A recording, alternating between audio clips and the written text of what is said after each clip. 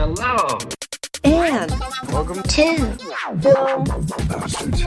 Good afternoon, good morning, good evening. Welcome, people, to episode 464 of Film Bastards. I'm one of your co-hosts, Mark Foster, and as ever, I am joined by Ian Loring. Hello. And we're not joined by Becky yet. I'm pointing to where she will be sat, but she's still on her way home from work. But she will be joining us later. So what have we got this week? We've got quite a bit this week, actually, haven't we? We're reviewing 3 movies, but not like by accident. Like we fell into it. It's more that I don't think we necessarily realised, or I didn't realise. Shit, we're reviewing 3 movies this week. So we've got reviews coming of The Woman King. We have the new Hellraiser and Amsterdam. Plus, we'll have some what you've been watching and the usual bits that we have. I've got some London Film Festival coverage coming up as well. Nice. I rewatched Sausage Party.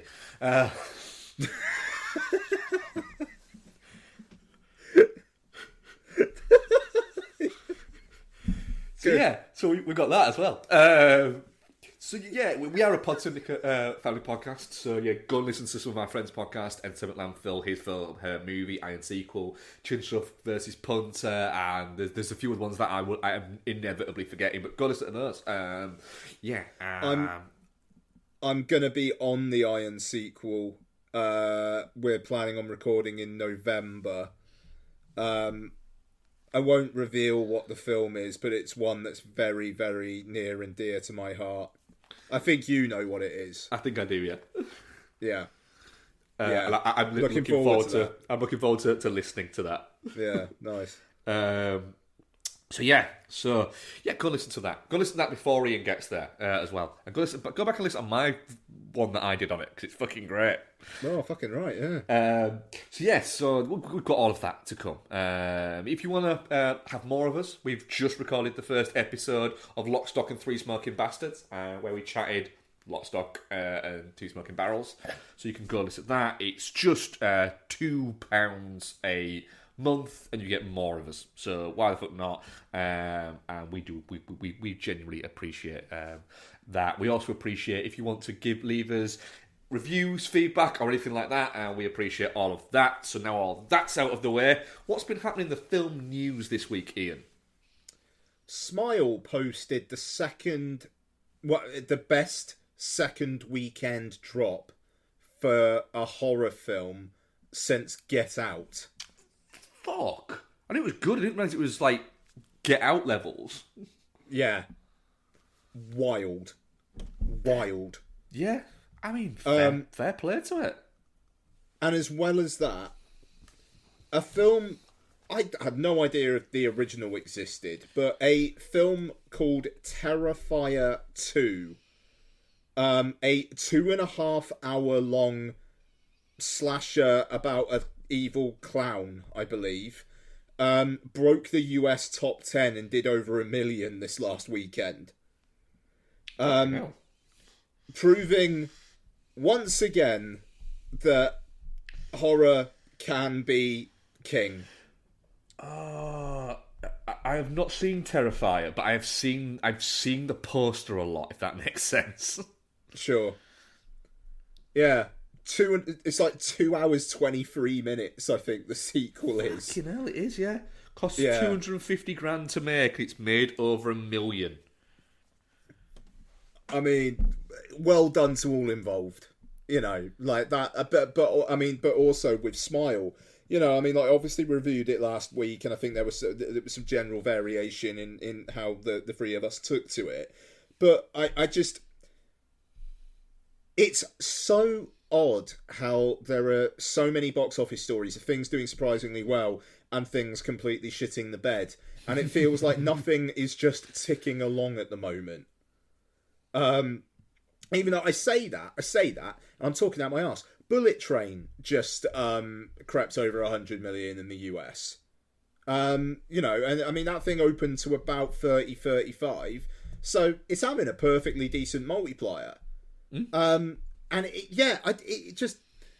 I find it fascinating, and just with Smile, how very, very clever marketing and decent word of mouth. Not even absolutely stunning word of mouth, but decent word of mouth can do what it's doing. I mean, Barbarian is at about 35 million in the US, and they almost chucked that on streaming. Smile was made for streaming, and they decided to go theatrical. And Smile conceivably could cross 100 million. Yeah, they're predicting between... Well, I mean, in the US, they're predicting between 90 and 110. Jeez. You know, like, so it's just incredible work there. And it just goes to show that horror will sell. You know, and I mean, we've got Halloween Kills coming out this weekend, going to Peacock as well as cinemas in the US, but also just coming out in cinemas in the UK. And that one's going to be interesting. If anyone's seen it, they're under embargo. There has been no word about it whatsoever. No. To the point of where when we saw the trailer for it before Amsterdam, and it came up with the date of when it came out, I turned to Becky and went, "Fuck off." It snuck up though, eh? Yeah. To which she kind of looked at me and went, "What?" It's like, Halloween Ends is out on like Friday. She went, "Why did you tell me to fuck off though?"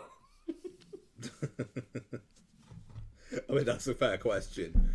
But no, I mean, I don't know. Like, it feels like October's turned into a decent month. I mean, in the UK, Smile, okay, it's like the last day of September it came out, but Smile, Halloween Kills, Barbarian comes out October 28th, Pray for the Devil comes out at the end of the month as well. It's a good time to be a big screen horror fan again. And it's one of those things where it's like people like watching these things with an audience. It's the kind of thing that is going to get people to go back to the cinema and remember the experience of the cinema, and specifically teenagers who maybe don't have that connection with the cinema, but actually do then get that, oh shit, this stuff fun to watch with the crowd kind of thing. So, you know, hats off to the folks behind Smile. I bet a month ago they never thought anything like this was going to happen, and I hope people are making bank because they deserve it. Well done. Yep. And I hope it gets a sequel and they can go, fuck, this is awesome.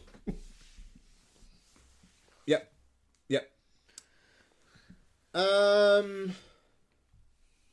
Okay, some nasty shit seems to be coming out about Brad Pitt, even though it's kind of been bubbling under the surface for a good long while.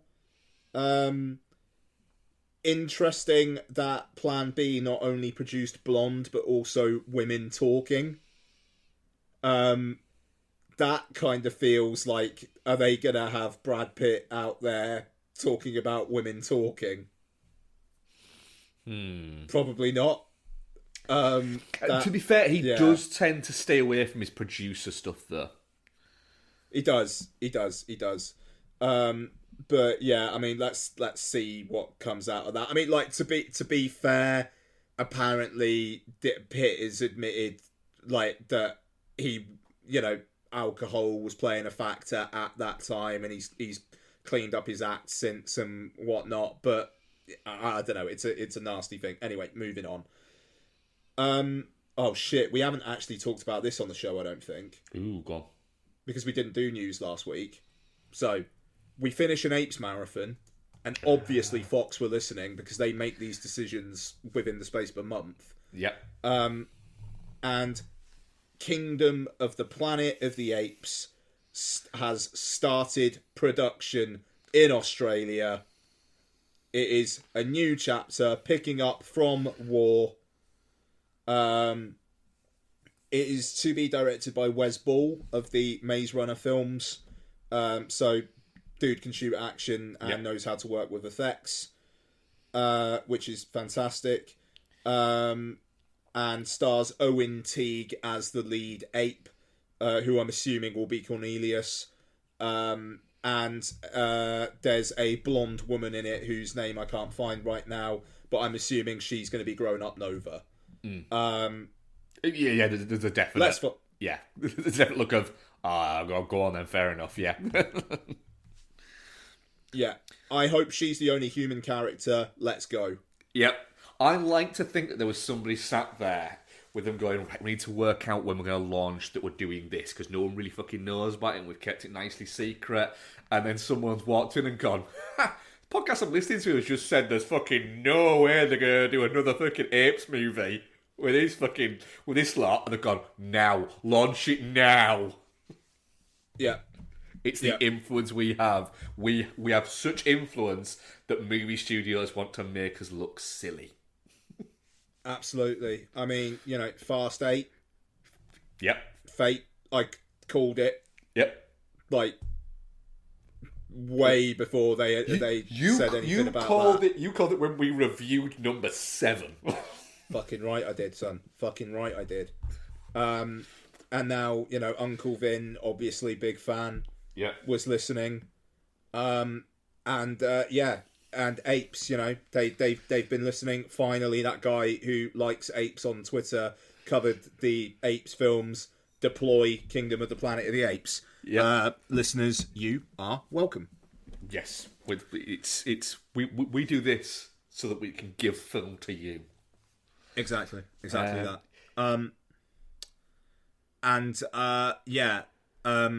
I just want to say, I need Black Adam to come out so I can never hear about it again. The thing is, there's a few things, like, I'm looking at it, every time we got the cinema, I'm getting the Black Adam trailer no matter what I see, that I'm now convinced that I'm going to go and see Black Adam and I'm going to get a Black Adam trailer before it. Oh, I'm pretty sure that what was supposed to be footage of Robert De Niro reenacting a speech at the end of Amsterdam, I got a trailer for Black Adam then. It doesn't surprise me. It wouldn't surprise me if literally during Black Adam it stopped and we got a fucking trailer again. Yeah. Or a little fucking, like, a little thing will pop across the bottom of the screen that will be The Rock selling me something. Oh, yeah, absolutely. During, like, the Warner Brothers production logo at the start, I'll have a little ad for Zoa energy drink at the bottom. Yeah. I need it to fuck off. I don't know what the Twitter algorithm is doing at the moment, but I swear to God, every fifth tweet I see is someone talking about Black Adam and how Superman's going to be in Black Adam, and they're so pumped that Dwayne Johnson demanded that Superman be in it. I hope that's just not true. Yeah, I need it. I need that film to come out. I fucking need that film to come out. Like, it is, as Noel has termed it, like, absolute contractual obligation that I'm going to go see Black Adam, but I just need it to come out so that The Rock can just move on to the next thing. Yeah, I can have another 3 months of just peace before he comes on to the next thing that he's going to shill to me. Yeah, fucking right. Absolutely. Oh, my God. Right, let's move on. Sorry, you're hosting. So. I am, yeah. Trailers. I didn't think there was many, and now I've looked at where I usually watch trailers and gone, wow, I'm a prick. There's loads. Ian. Yeah, I think there's quite a few. What have you watched? Speaking of Woman Talking, a trailer came out for that earlier today. Looks a little vegetables. Yeah. But, I mean, it does. Don't get me wrong. It looks like a very worthwhile film. It looks a little vegetables. But we shall see. It's a film that, is going to be vegetables. It just is. So there we go. It is what it is. I'm interested that, because it is going to be vegetables. But I'm interested that it's only an hour 45, which feels like that feels like all right, but that Sarah Polley has made a film and that is the film that she wanted to make. It's not coming at like 2.5 hours or anything like that. So that makes me go, ooh, all right. I'm a little bit more. Yeah, I'm digging that runtime.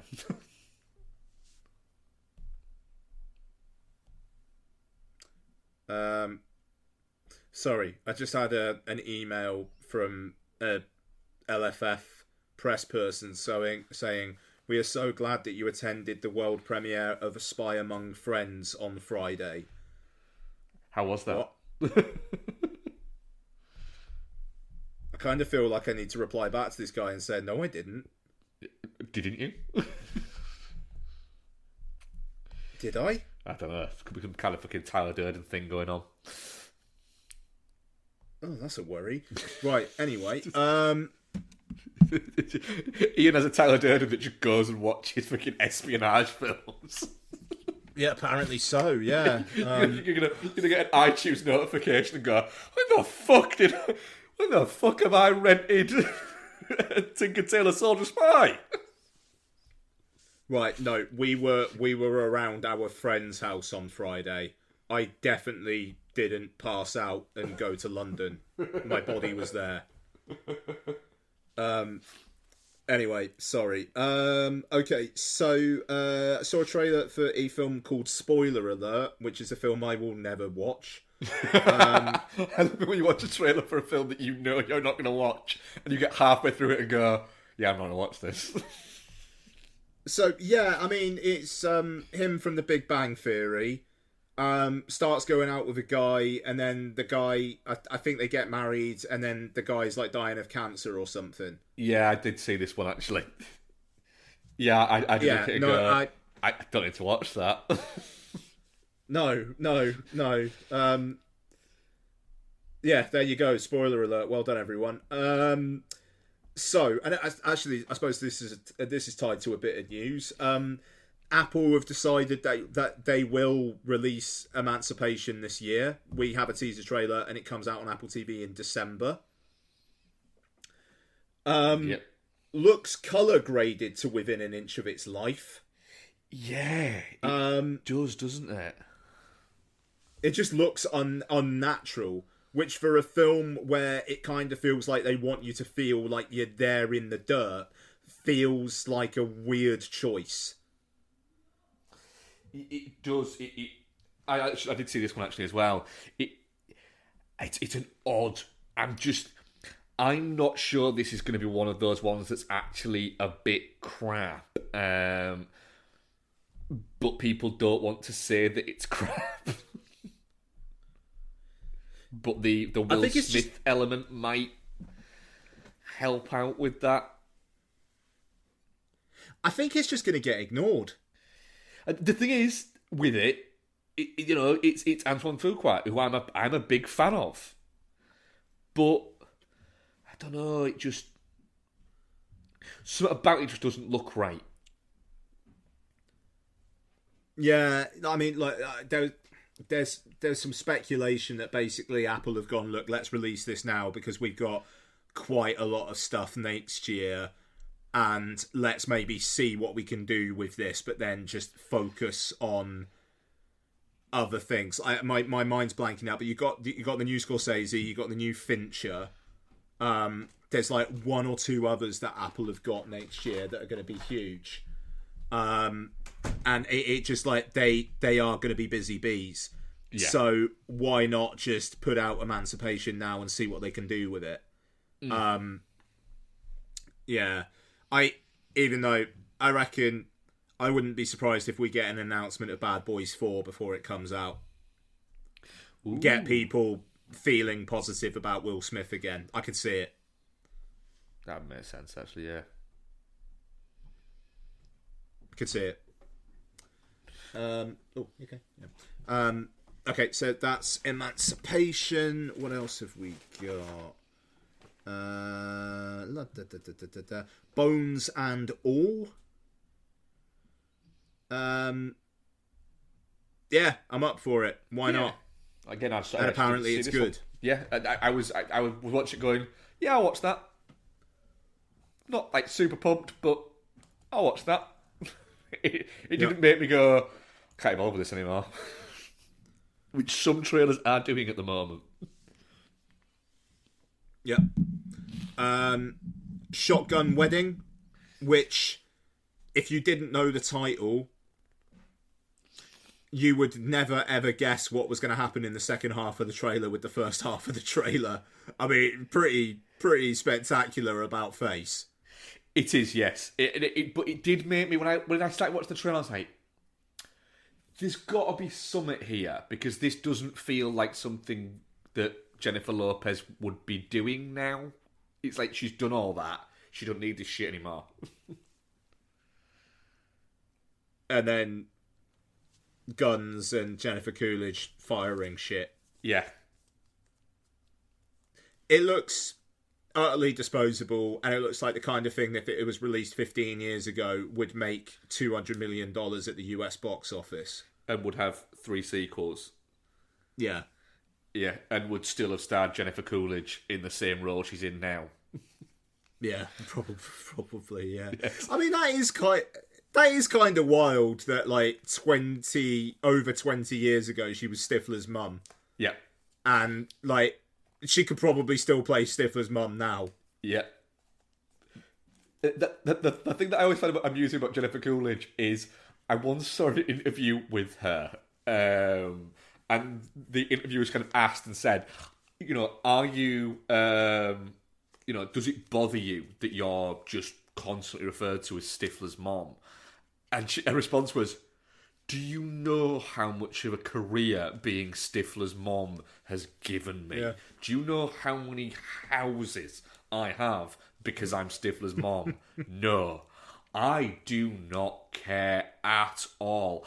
It's like, I am tempted to, when I have a gravestone, rather than say my name, just have it say Stifler's mom. I just thought, bravo, you are 100% aware of your place in popular culture. Well played. It's going to be a fucking sad day when Jennifer Coolidge goes. Yeah. Like, yeah, fair play. I mean, it's like Eugene Levy as well, isn't it? It's like, he turned up for, like, a lot of American Pie sequels. And it's like, why the fuck not? And we didn't mention that in news, did we? Oh, that they're kind of rebooting American Pie. They're doing a what is it, 5th movie, is it now? Yeah. But what, is it with the original cast? Yeah. Oh, really? Yeah, it started. I think it started production. They did. Yeah, there was like a photo going around of them saying, like the cast took, all with the exception of there was no Kevin in it. It wasn't in the photo, but hasn't been confirmed that he's not going to be in the film. Just that he might not have been available at that point. But yeah, they're doing a new one. Oh God, it's not going to be their kids getting into American Pie-esque mishaps. We're not that old, are we? I don't think we're quite that old yet. Not near, though, eh? It won't be that far off, yeah. But yeah, it was... where is it? Yeah, it's in development, and apparently will start shooting either late this year or next year.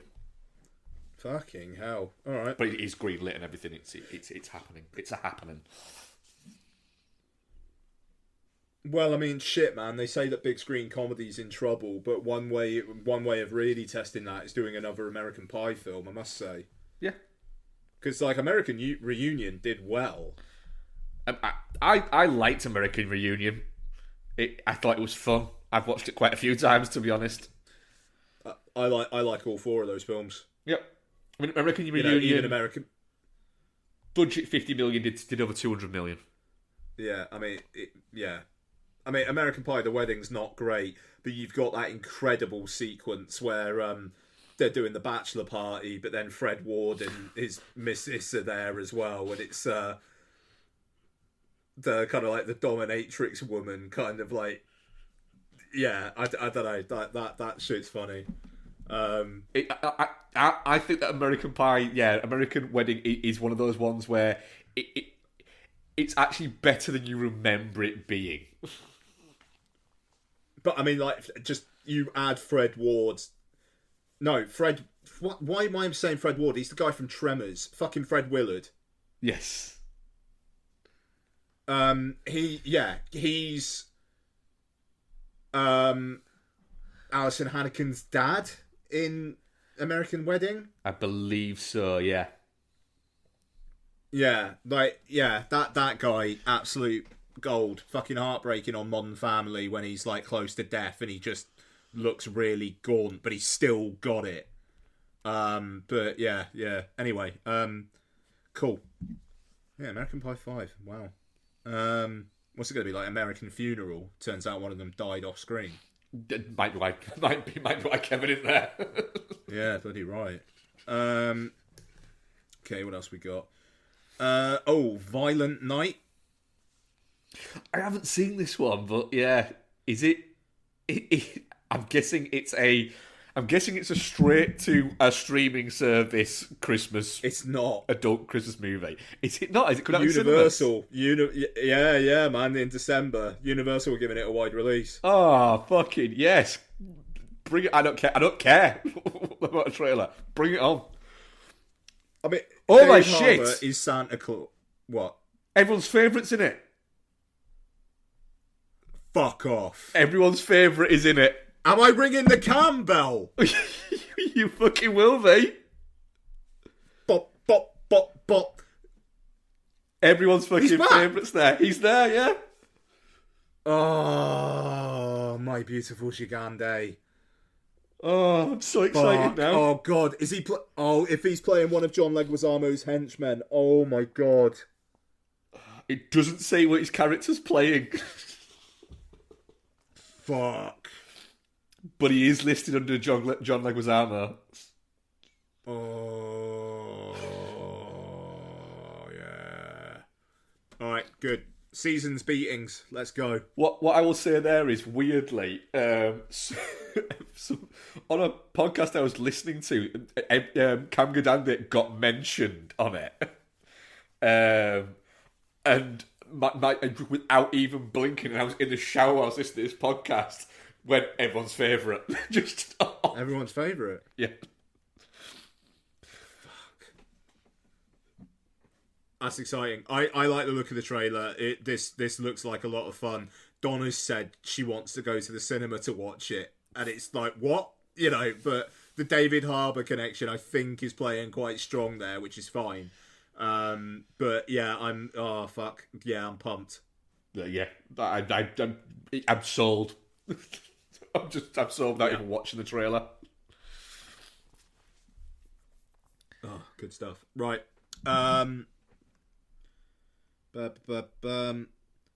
Apart from what I assume is the big one, that's all I've watched.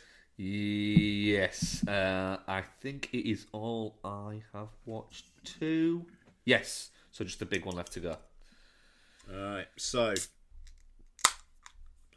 he has spent months practicing the voice, studying the great Charles Martinet, and really trying to create something that you've never heard in the Mario world before.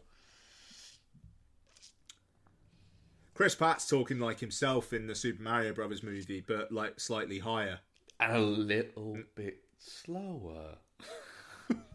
For some reason. Mushroom Kingdom, here we go. Oh. Right. It sounds like a baked Chris Pratt. Yep. Right. Okay. I'm just going to get it out of the way. Maybe I don't want him to sound like Charles Martinet for a couple of hours, but God knows I don't want him to sound like fucking Chris Pratt for a couple of hours. Like, let's try and have... I was listening to a podcast earlier today where they went, people were saying he was such great casting for the Lego movie. Why is that? Because he's playing a purposefully bland and generic character in that fucking film. So yeah, he's perfect. I don't know. Like, it doesn't look... That voice doesn't fit with that fucking face. No, it don't. In any walk of life. It doesn't fit with that face. But, saying that, I think the art style looks brilliant. the section of the trailer before Mario turns up, yes please, Jack Black as Bowser, into it. I am up for this film, and it just pains me that genuinely the thing I'm most not up for this film is the thing you're probably going to have to hear the most. Yeah, I just don't know whether I can be arsed, but I will watch it. Yeah, I mean, look, I love me a bit of Mario, and like, I think every single kid at Lottie's school will watch it, so lots will want to go and see it. And yeah, I don't know. I think it could be fun. That's the thing, and it's made by Illumination, and I like quite a lot of what those people put out. So I'm up for that. But yeah, I just the Chris Pratt of it, and I know it's like a lot of people are harping on online about it, and like Chris Pratt's not generally liked. And it's like I'm not. It's not like I'm precious about Mario, but it's just like that voice just doesn't fit that fucking face. No, it almost in the trailer as well. It almost feels like they're not wanting to give you a lot of Chris Pratt speaking. No, I mean there's that as well. It's just like the fact that he came out and said, "I've been working on the voice, and it's like nothing you've ever heard in the Mario world." And it's like, well, yeah, no, I haven't heard Chris Pratt in the Mario world. Well done, Chris Pratt. You know? It's a bit like, you meant that way too literally, didn't you? Yeah, I mean, fair play. He can't say, well, look, I didn't lie. Yeah. He hasn't lied. It's like, it is. It's completely different to normal Mario, or anything you'd expect from what I've said. It's just me talking. Yeah. Should we review a film? Yeah. Let's review a fucking film. So we're going to review The Woman King first of our triple banger of films that we're reviewing as our main features. So I'm just going to get up the IMDb. So it is written by Dana Stevens, from a story by Dana Stevens and Maria Bello, which still blows my mind. It's directed by Gina Prince Bythewood. I am saying that right. I am not like just fucking imagining. Yeah. Fucking fantastic. Yeah. Usually I am bad at these things. Stars Viola Davis, Thuso Mabadu, Lashana Lynch, John Boyega, and a bunch of other people as well. What does IMDb say the plot is? A historical epic inspired by true events that took place in the kingdom of Dahomey, one of the most powerful states of Africa in the 18th and 19th centuries. Which, yeah, fair enough. That's not exactly detailed, but it's also kind of what is there. We'll get more into the plot as we get into the film. Ian, the Woman King, thoughts? Yeah, I liked it. I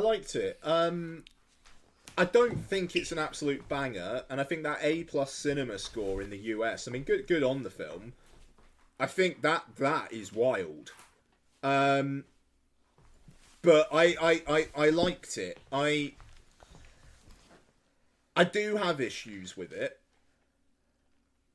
But also, this film was made right when Omicron was surging. It was filmed in South Africa, and about 3 weeks into production, they had to halt for like a month and a half, and then they weren't sure whether it was going to go back on again.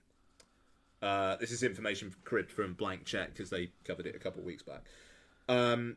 And when they resumed shooting, it was like, right, we can't have as many extras as we wanted, and generally things can't be as grand. And I think that does bleed through into the film. It has some badass moments to it, but maybe not enough for what the trailer was selling. Because the trailer is like, witness the most badass female warriors in history. It's like, they are badass. But I'm not quite feeling that absolute punch that you're wanting to do, but knowing all this COVID related stuff, it is kind of like, all right, I can kind of understand why you weren't able to quite go to the place that this film was aching to go to. My bigger problem with it is that there is a romantic subplot in this film which literally adds nothing but time. Yes. And I get why they did it. They're wanting to appeal to as wide a demographic as possible. But like, by the end, when he fucks off and she's just like, yeah, see you later, it is just like, right, what was the point of any of that then? He didn't help. And we just get some, they got decent enough chemistry together, but two good-looking people being half naked and shit with each other, like, that's not too hard to do. And I would have rather it kept the focus on the Woman King a bit more, if I'm honest. Not as much Viola Davis in this as I expected. No, there's not. I was a little bit. Yeah, there's not a great deal of the Woman King in this. She literally disappears for a good like 25-30 minutes at one point. I wasn't a fan of the like you said, that little the luxury bit. It adds nothing. It goes nowhere, and it pulls you out of the movie way too much. That it becomes a bit of a distraction, and in what is, just full cards on the table. I enjoyed The Woman King. I'm not a massive fan of historical epics. I find them quite tiresome at points, to be honest. And every time this kind of got me, I was interested in this movie. It then went in a direction that was not very interesting. There's far too much of that story within it, and there's far too much of just of them doing the same thing repeated. Quite a lot of that kind of bugged me. But when it's on song, when it's going for it, and when there's the action bits and bits in it, it's really fucking good. Yeah. Weirdly, I've not seen anywhere near it, because Viola Davis, I've been a fan of Viola Davis since she was character actor cropping up in the background of things, and I watched it going when you saw her as like 7th or 8th build, and you're watching some like back in the DVD days when you saw Viola Davis, you're like, oh, all right, fucking fair enough. This can have some at least. Yeah. So, granted, she's the Woman King. She's getting a lot of attention for it. Thuso Mwedu is getting, again, legitimately a lot of credit for it. Lashana Lynch isn't getting mentioned anywhere near enough. She's fucking great in this. She fucking rules in this. Like, you watch it going, she's not only doing, like, the action bits and doing it fantastically, which is no real surprise, to be honest, but she's also getting quite a bit of the dramatic lifting there as well. Yeah. It's the stand up and fucking take notice moment, the fucking high point of the movie, doesn't have Viola Davis in it. Oh, what, like when Lashana Lynch is killed? Yeah.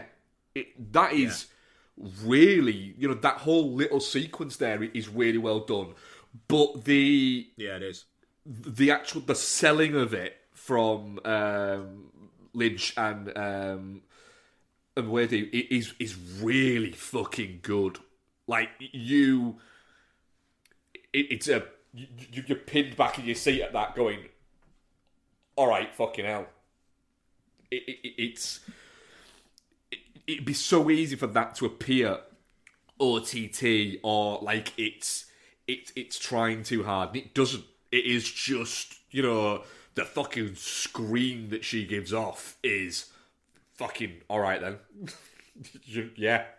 It's a very, I'm going to be nice to say that the worst performances in this movie are whenever a guy turns up.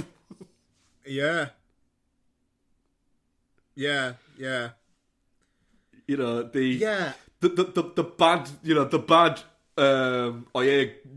dude that Viola Davis is after, he's alright in it. But the two fucking French guys, and I'm going to say it, Boyega is not very good in this, I don't think. The two French dudes are pretty poor in it, to be honest. Well, I mean, the woman who it plays like Boyega's wife, who doesn't like the Woman King, has more presence than Boyega does in this film. And to be fair, I kind of think that might be the point. It might be the point, and I can absolutely see why you're saying that. However, every time Boyega was on screen, I got a very big whiff of this man knows what a mobile phone is. Yeah. That's fair. The thing about Boyega is, I don't think he's very good in the Star Wars films. I thought he was brilliant in the Pacific Rim sequel. That a lot of people right now are going, fucking hell, yeah, there was a Pacific Rim sequel, wasn't there? But there's just a part of me that goes, I just not buying him in things a lot of the time, and I don't buy him in this. Yeah, that knows what a mobile phone is. Yeah, that's fair. I mean, it's interesting because it's a little bit. He's like the first slightly woke king, where it's like he recognizes that females can be as strong as men, but also that really fucking horrible scene where the Woman King's daughter passes the trial, and then he's just like, if you weren't so strong, I'd make you one of my wives. And it's almost like the woke of the time, where it's like, I'm so woke, I'm gonna let this woman die for me instead of being my wife. Yeah, there is an element. Yeah, there is a little bit of that. It's the action of it's great. The acting of it's great. There's, as always with historical epics, there's an awful lot of artistic license taken with history. But I think they do about a good enough job to address it enough. And I was reading an interview with Gina Prince, by the words, where she was defending that element of it, and I thought, "Oh yeah, all right, go on then." Yeah. I mean, your argument is flimsy, but then again, it's also not true.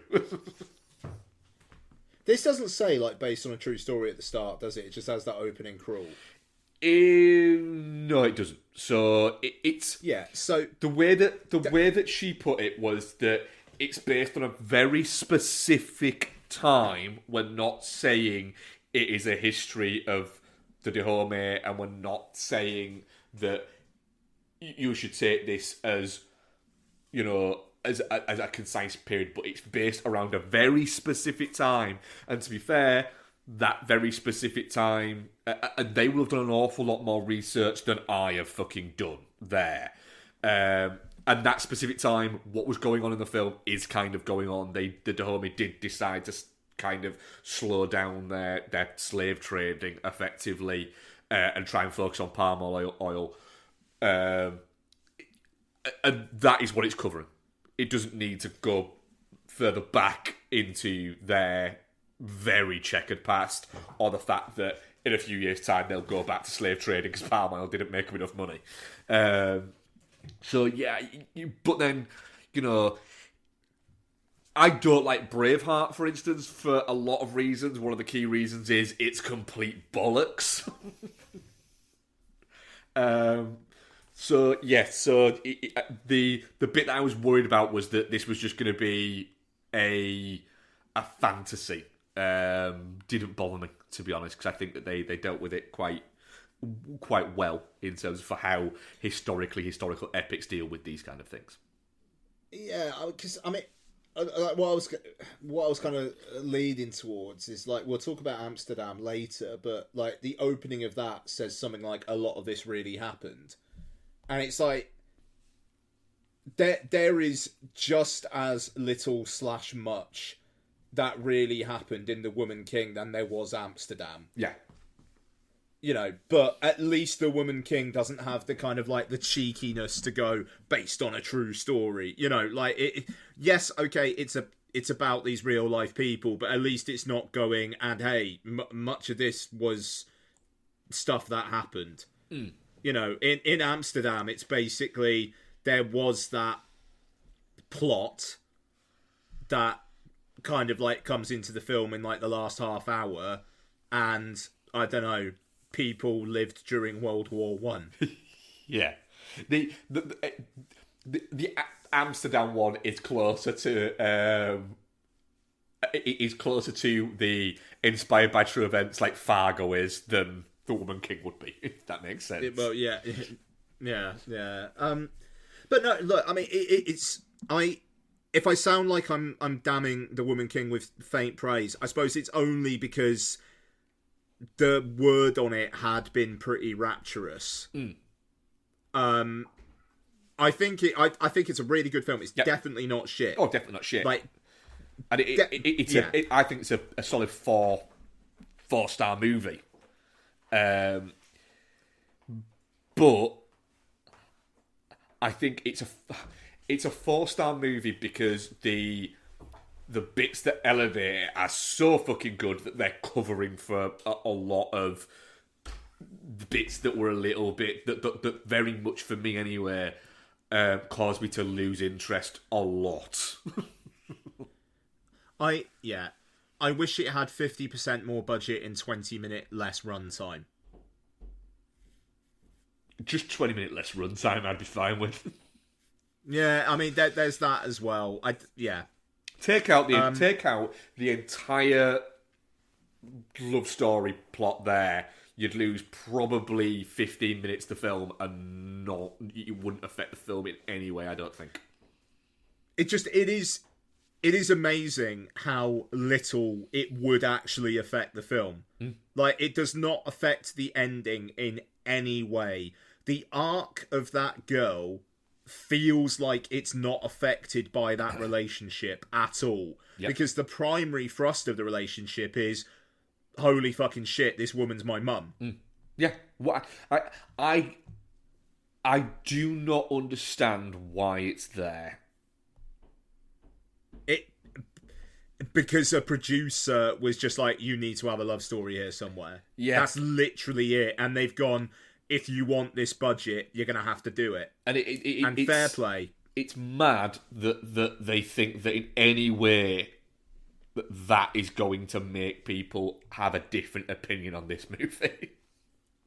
I don't know. It's just like, if it means that you can have a shot of two people embracing in a trailer, is that going to get a certain demographic more interested? Yeah, I'm not. A+ cinema score. Yep. Well, must work. It must work for people. Fucking hell. That's making me sad. Yeah, but hey, look, definitely not shit. It's not going to be anywhere near my films of the year, but I absolutely respect that it exists and good on it. Yeah, and looks very good. Yeah, it does. Polly Morgan, it wasn't it? Who shot it? Yeah, that sounds right. Who did? Quiet Place 2. It's like super female centric, like above and below the line talent in this, which is fantastic. And again, I'm going to say another criticism of it is actually a guy. I thought the score was weak. I don't remember the score. I remember them fucking dancing. Any scene where they were dancing ruled. I'm the opposite. Any scene where they were dancing annoyed the shit out of me. Oh, I fucking loved it. I thought the world building was really well done in this. Yep, the world building was good, but I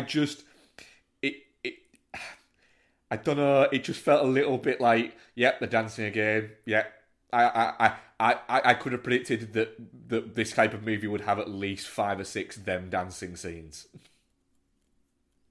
I enjoyed the dance. Also, Lashana Lynch and that guy with the spear. Yeah. Anything with Lashana Lynch in it was just fucking great. I was watching going, she's a fucking badass. Because I meant to say, the thing is, I like her in No Time to Die, but she's not allowed to have any fun in No Time to Die.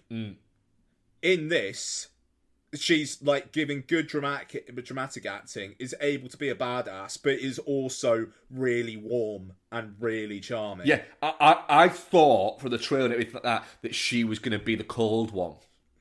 And I am really glad that she fucking wasn't, because it made her character so much better. She's fucking great in this. Like, star of the fucking show. Yeah, too right. Like, it will not happen. But if they turn around tomorrow and went and said, fuck it, we're doing a Bond spin-off that's a Lashana Lynch movie, or she was the new Bond, I would fight people who said that's bullshit. Would rule. Yeah. So yeah, fucking a spin-off of Lashana Lynch teaming up with Ana de Armas. Yeah, just taking her under a fucking wing. Fuck. Yep. There you go, fucking Amazon Prime. Fucking, we've given you an idea. Bezos is listening. It'll be all right. Yeah, somebody who knows Bezos, he'll be listening. Definitely not shit. Our audience poll, definitely not shit 78%, touching cloth 11%, and shit 11%. Interrupt this Pod Syndicate podcast to bring you a special Pod Syndicate bulletin. This podcast you're listening to, pretty good, isn't it? Only problem is, it's about halfway through. Pretty soon, it'll be over, and then what are you going to do?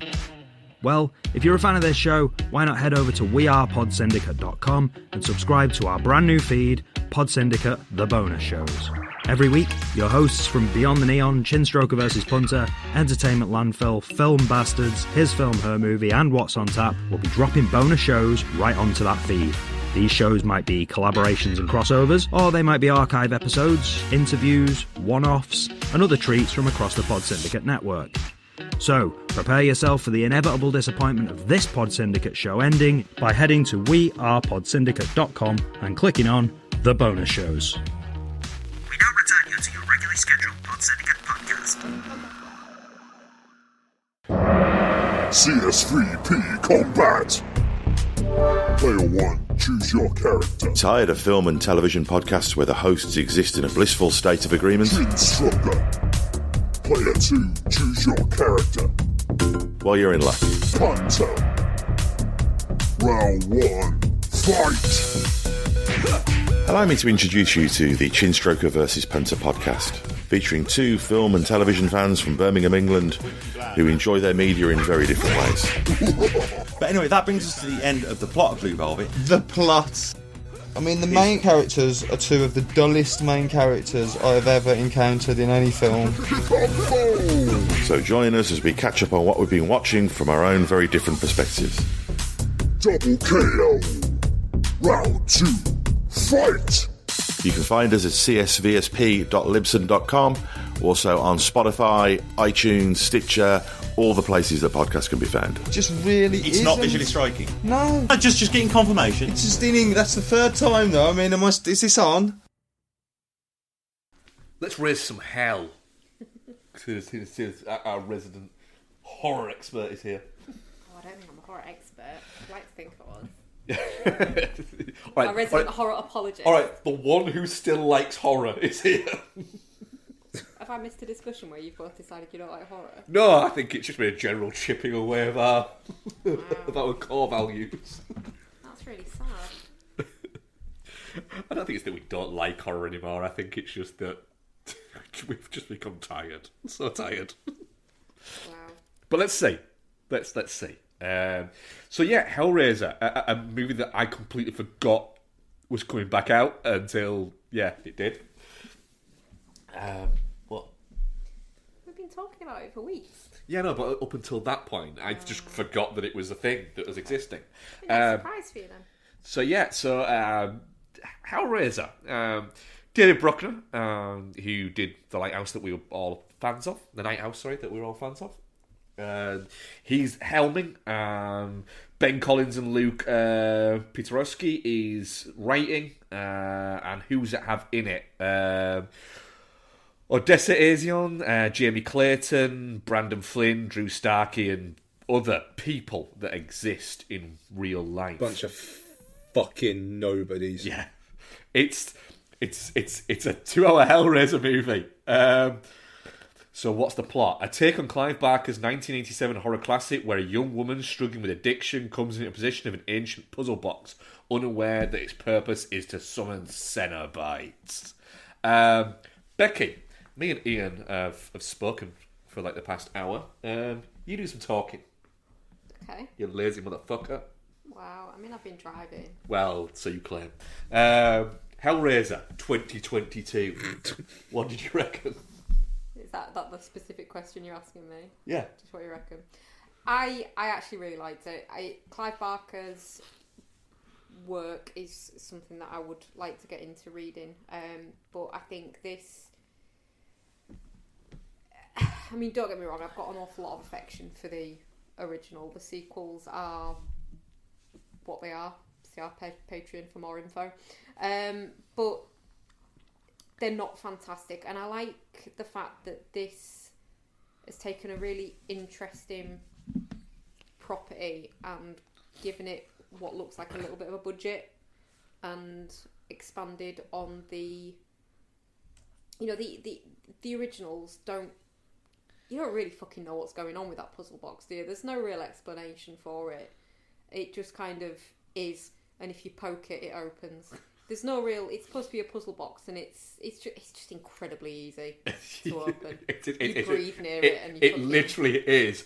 Are you a bit horny? Yes, then you can open this motherfucker. Yeah. Pinhead's there, just like, did you think about a puzzle box? Whereas this, there's layers to it. There's effort made to get into this. But blood has to be shed to get to the next configuration. Can I just say something though? What? Right. I just think, right, that if you're going to have a hell summoning puzzle box, right? Yes. It should be a lot harder than the world's easiest Rubik's Cube. The majority of like the difficult bits of it are bits that it does itself after somebody's either been stabbed with it, accidentally pricked themselves on it, or gone, "Ooh, that looks sharp." It kind of does itself a little bit. It does, changing between the configurations, but you have to do the initial puzzle and you have to pay the blood cost of getting through the next configuration. Like this how the puzzle box and how getting through it works, it makes much more sense to me in this movie than any of the previous iterations. Yeah, me too. It's not my favourite of the puzzle boxes. It's all the same puzzle box. No, it's just in the rest of the movies, it's in the lament configuration. Yeah, but I like the one where it's the screaming totem pole. Yeah, no, but that's in this. The totem pole's in this. Not as fucking good as the screaming one in like the third or fourth movie. Fair. I don't know. If you're gonna get a new imagining on Hellraiser now, it's gonna have a sheen to it. It's not gonna be made out of fucking latex and dowel like the originals were. It is gonna look nice, but I still think this does a good job with the design of the Cenobites. I think it does. I just think it does a really good job. To be honest, I was ready to be disappointed by this because I've been very disappointed in the movies we've watched the last few weeks. So I was ready for it to not be great, and I really really enjoyed it. It's baggy. It's got a baggy patch in the middle, and it's a bit too long, but I really really enjoyed it. Ian, this was very much I'm gonna have to watch this shit. Yeah. But it wasn't as nasty as I think you were expecting, was it? What did you think of Hellraiser 2022? Yeah, so I mean, I absolutely agree with Bex that like they've chucked a budget at it and it looks modern, and you're not going to get the aesthetic that you did from the first one. But I put this on Twitter the other night, but I came out of this film just thinking of Lenny in The Simpsons saying to Moe, "But Moe, the dank!"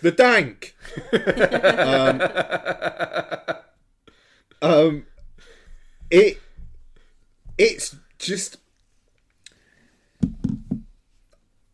it's interesting, Bex. I'm really glad you enjoyed it, and so that makes me think differently, because I'm just like, if I were really into Hellraiser, I can't help but feel like I'd be disappointed by this. Like Mondo Ben Howard, in his review on Letterboxd, he was like, it's closer to the sequels than people would care to admit. Is it Hellworld, the one that's set in the house? With the video game? Yeah. It is. It's closer to that, I would say, than any of the... It's not... It is more of a sequel to the sequels than it is to the original Hellraiser. It's not. It's better. No, but it's a sequel to... It's a continuation of the Hellraiser films. It's not a direct sequel to that. But I'm saying I think that's what people are expecting. Right. And it isn't. It's just a Hellraiser film with a bit of a budget. Yeah. Yeah, and it's... Like, I kind of miss Dirty Uncle Frank. Did you go in expecting a bit of Dirty Uncle Frank, and then we're a bit like the bit that I didn't want? And again, I kind of want now. Again, like The Woman King with its A+ cinema score, I think I've gone in with inflated expectations, because this played Fantastic Fest and people were all over Twitter going on about how incredible this was. So, and that's not the film's fault. But also, I was hyped up because of The Night House. So I thought David Bruckner, interesting. And I think the problem, David Bruckner came to this when the screenplay had already been written. And I just think the screenplay is not all that. The first act is interesting, where it's like this kind of addiction metaphor, and then as soon as they get to the house and it's like the other people realise, oh shit, this is actually real, I just kind of switch off.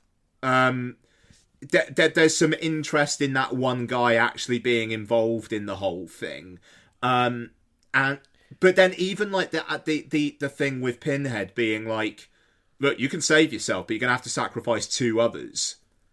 And then there's never any sense that she's even ever gonna like consider that. And then when she's like, I know, I'll stab one of the Cenobites and that will count as 1. And it just felt like, well, that's a bit of a cheat. That no, but I love that. Makes I it... love that the rules are just the same for them. Like, nah, you've got no fucking protection just because you're a Cenobite. You get stabbed by that fucking blade, you are a goner. I loved that. Like, but I mean, they are just savage fuckers. They don't care if it's one of their friends with no lips. He's just but I don't know. It can't... Yeah, I mean, I don't know. Okay, I suppose so. It kind of felt like, well, they played Pinhead at their own game, and one thing that you do not do with Doug Bradley's Pinhead is play him at his own game, because he will fuck you over. I just don't think he gives any fucks about anybody. It's the rules of the box, and the box. The box is in charge, and I don't think he feels any particular affection for his fellow Cenobites. I liked that it was just like, nah, the rules are the rules. The box is the box. This is what's going to happen. I think Pinhead was possibly odd the priest, as it's referred to in the film. Sure, whatever. It was a little bit like, all right, well played. Yeah. Never like that cunt anyway. Quite impressed, yeah, like... All right. Well, and then at the end of it was like, well, actually, what's his name?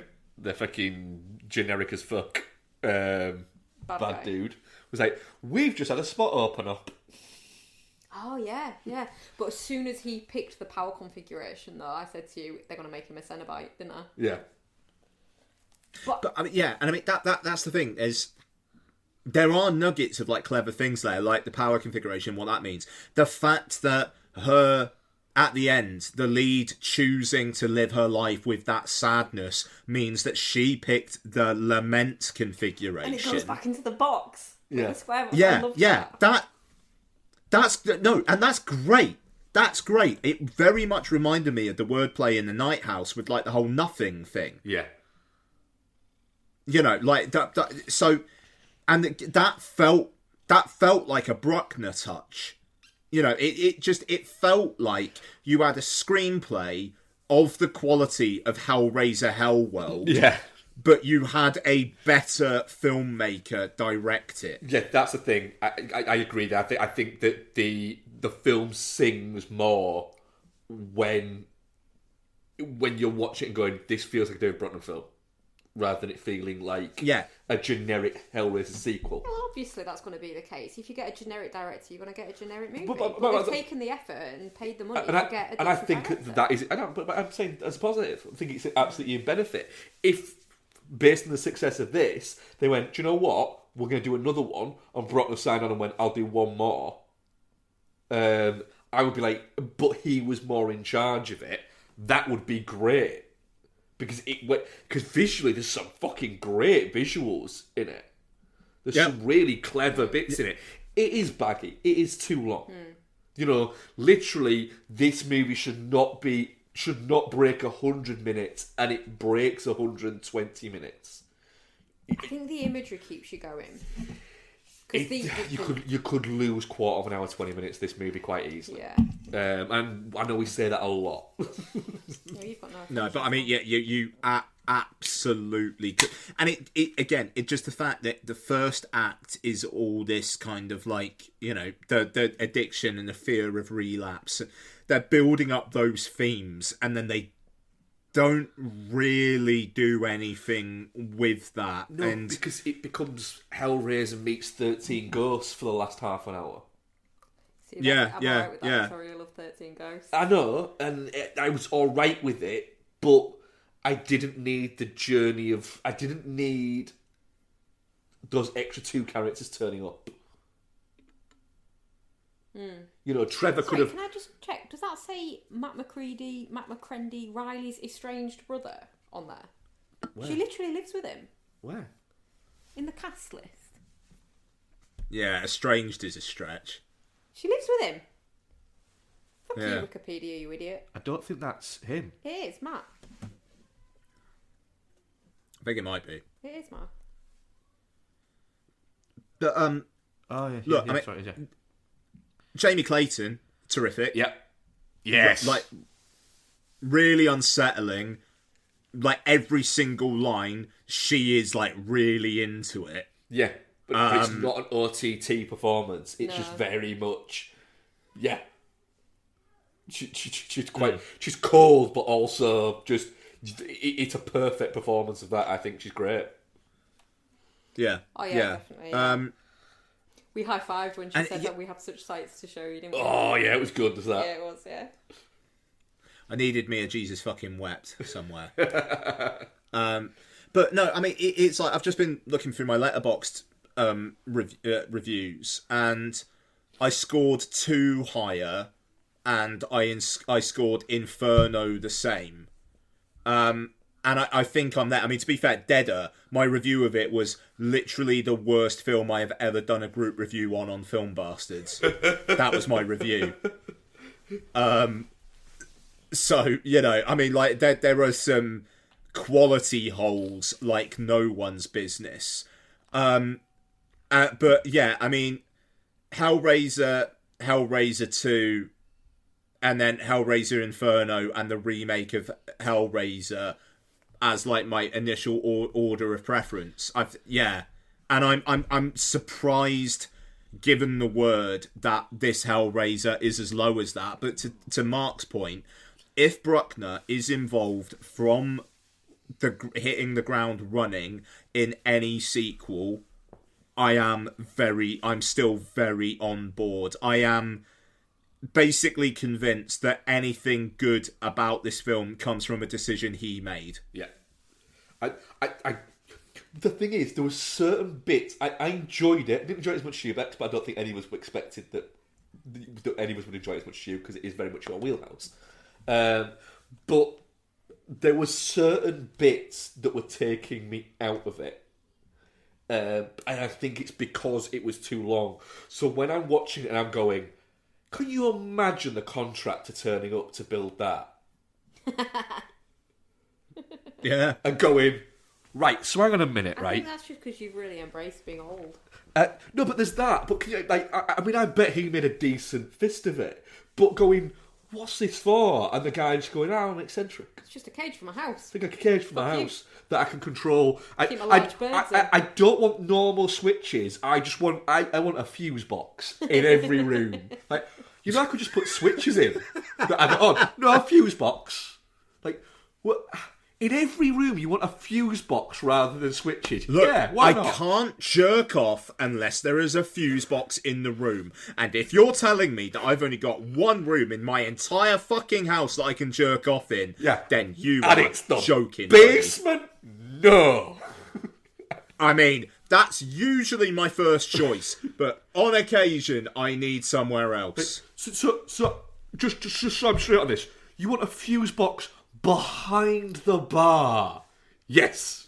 Yes, you heard me correctly. Yeah. So that music has to be constantly played. So hang on a minute. The sound system you've got has to constantly be on, but you will control it via a fuse box.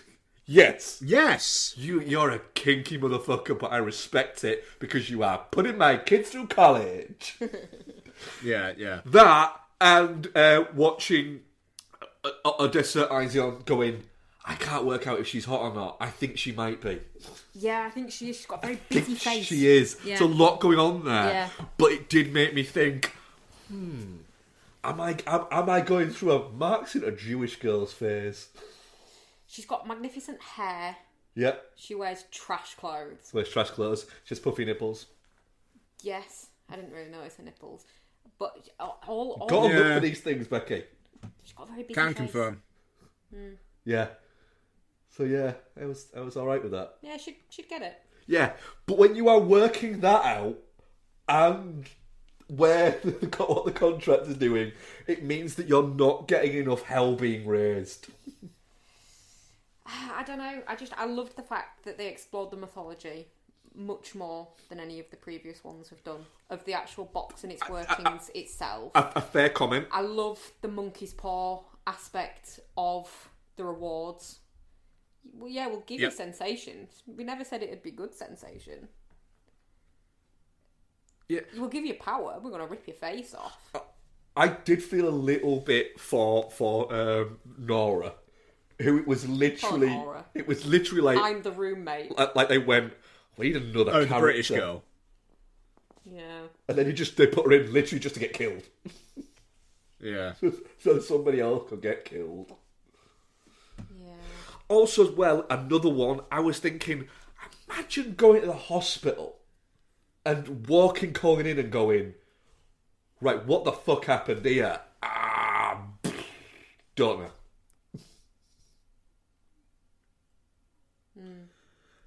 Well, it's like the end of Bodies, Bodies, Bodies, isn't it? Where that guy rocks up and Maria Bakalova's just like, I've got reception, and then it just cuts to credits. And it's just like, you kind of want to see what that conversation was after. Yep.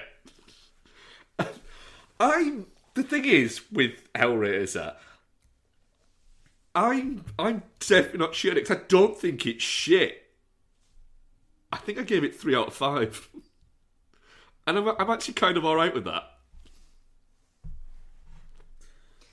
think we all know so my vote. I'm touching cloth. Wow. Because it wasn't scuzzy enough for you. No, I like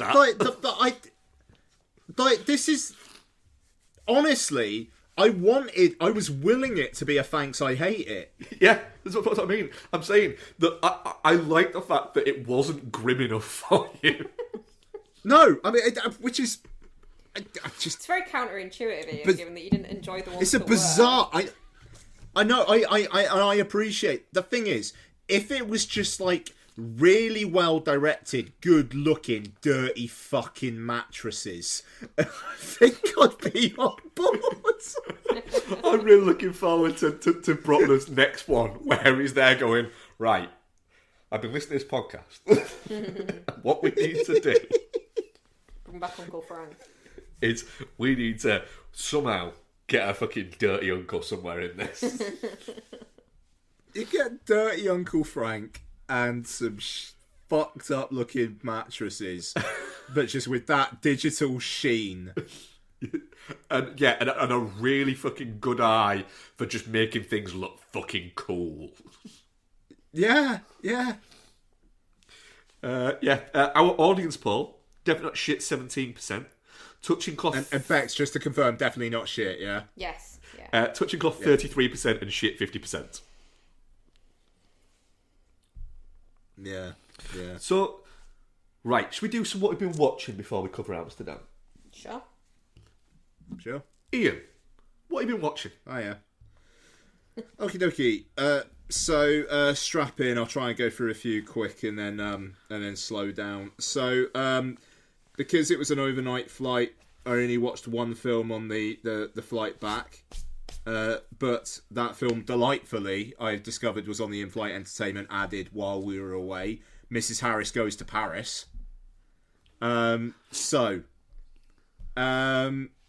Leslie Manville. Her husband dies in the war, and she has a kind of a windfall from like the pension because it wasn't getting paid to her, even though he'd died before, like long before she fought. And she uses the money to go to Paris. Why? Because she sees a Christian Dior dress that the woman that she works for has, and it's just like, I would just like a nice thing in my life.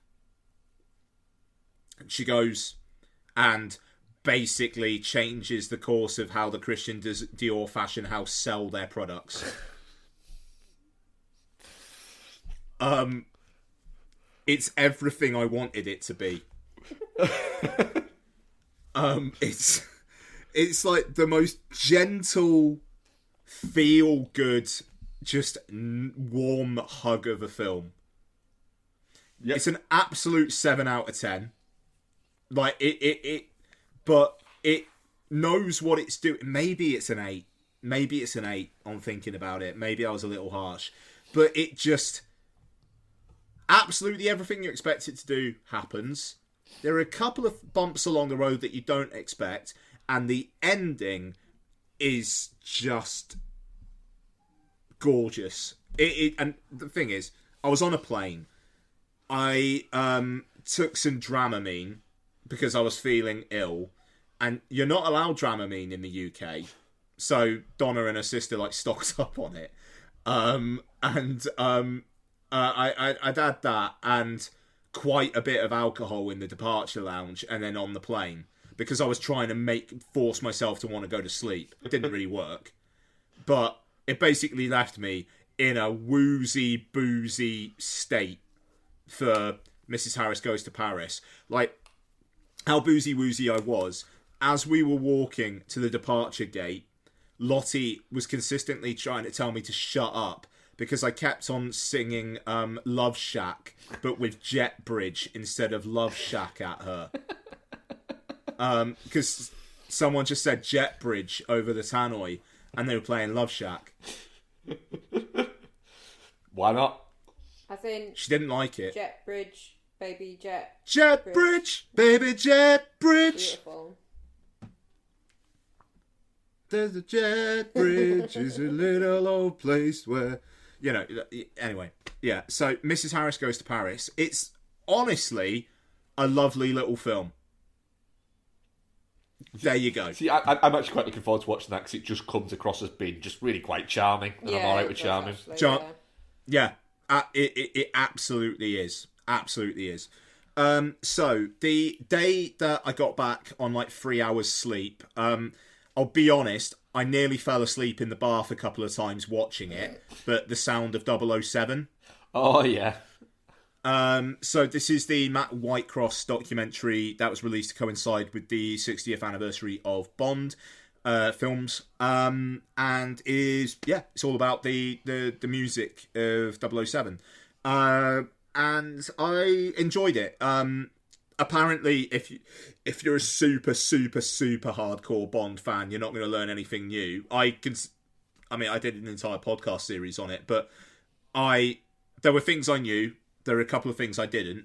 What is fascinating is how honest it is at a couple of points, where they basically say that if it wasn't for the fact that it was a little bit late, they would have gone with the Radiohead Spectre song. They were just too far down the line with the Sam Smith one. Mm. And Sam Smith, one of the great self-owns, is very, very pleased with the fact that he wrote Writing on the Wall in 2 hours. Yeah. You can tell. Sounds it, mate. Well done. But yeah, there's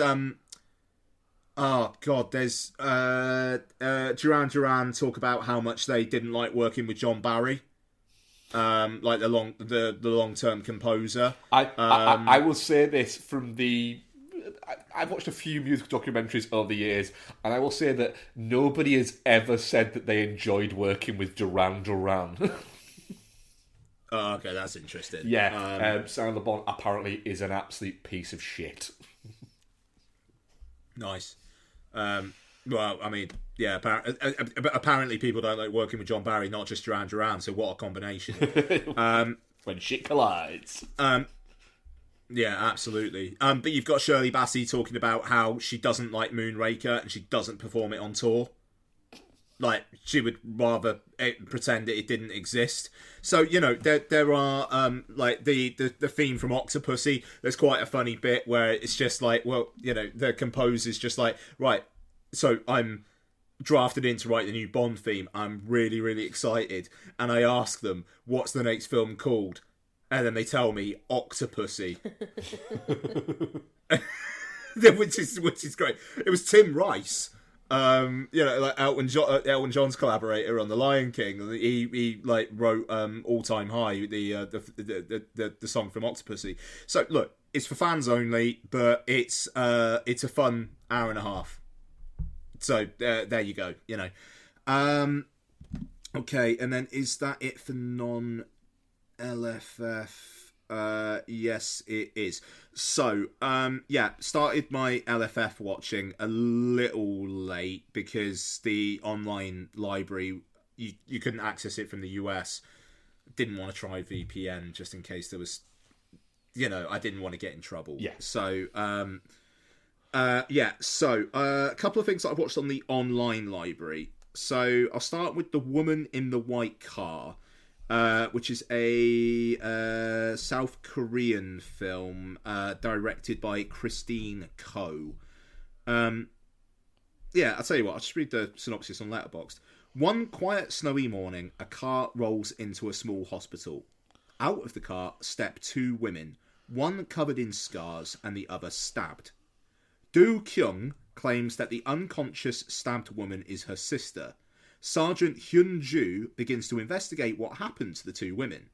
Sergeant Kim goes to the address that Do Kyung provided and only to realise that there is more thing than she thought in this case. Letterboxd need to have a look at the wording there. But yeah, so essentially these two women, one of them's like taken into surgery, is unconscious for like the first hour of the film. The other woman gives her account of events, but then it turns out not exactly that happened. So it's like every 10-15 minutes there's a twist, and there's a kind of like an unreliable narrator thing going on throughout the film. and it had me engaged all the way through. There's a lot of like scenes of someone thinking something through and flashing back to various bits of dialogue that somebody else said and how they're piecing it together in their head, and that felt very like, okay, you've watched a lot of twisty turny thrillers, haven't you? Chill out. But as the film goes on and as it reaches its conclusion, it kind of reveals what it's about thematically. And I thought that was interesting. Kind of like, I maybe won't say anything, but there's some good, compelling, emotional stuff here. A little bit long. It's about 2 hours. And just because of all the flashbacky stuff, it's like if they just calmed down with that shit, maybe chopped it down to like 105, 110 minutes, maybe it would have flowed a little better. Did you say it was a South Korean film? Yeah. That's too long. I don't believe you. No, yeah, quite. But it's not like extreme or anything like that. I mean, there's a couple of moments that are a little bit, but you know, it's not like it's not a Park Chan Wook. Yeah, the woman in the white car. I think it's good. I don't think it's great. It feels like one that will just kind of pop up on a streamer at some point, and it's worth a go. Next one, an Iranian-French co-production called Subtraction. So, this one, the synopsis and letterbox is a little bit too simplistic. So, a woman sees her husband get on a bus, even though he's supposed to be out of town. She follows him, and then sees that he's gone into a building where he's there with a woman. She tells her dad confronts the husband. The husband says, I was away, I was not in town, I've got evidence, blah, blah, blah. They go to this flat, basically like, right, okay, what is going on? Is there an affair happening? Blah blah blah. The wife does, yeah. I mean, and essentially, it is discovered that there are two people living in this flat who are doppelgangers of the woman and her husband. Oh, all right, that's quite interesting. Yeah, and then it goes from there. So, this is a film that starts off with a very sci-fi concept like that, and then just kind of goes, well, this has happened. How are we going to deal with it? And it turns into a film about how some people are just really not nice people. The husband of the woman who suspected the husband at the start kind of befriends the wife of the doppelgangers and kind of helps her out with things, and there's kind of like a will they won't they thing, and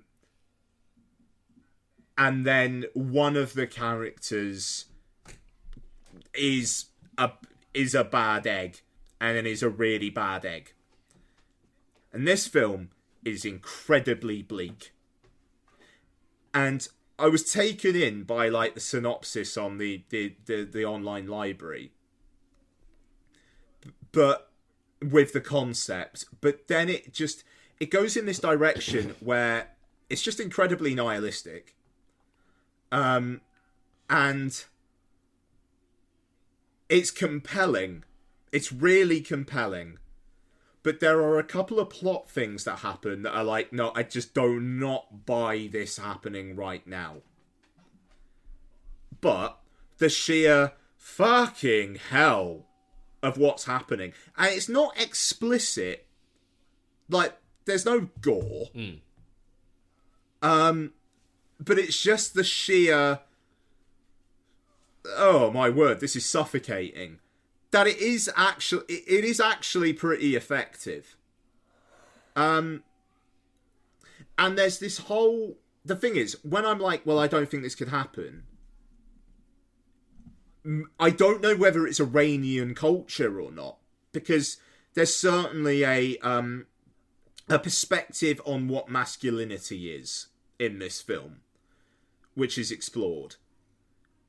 And yeah, I mean, there's just some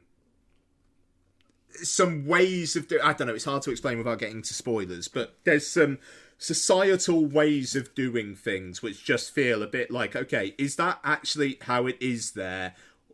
Or is this bad screenwriting? But I think maybe it is just how it is there. I don't know. But not enough people have seen this film for me to actually have a conversation with anyone about it. That's the thing. I've heard nothing about this on film Twitter. There's nothing. I don't know whether it's played yet, but certainly it's been in the online library for a couple of weeks, and it seems like nobody's taken a chance on it. I thought it was really, really interesting. And it's well acted.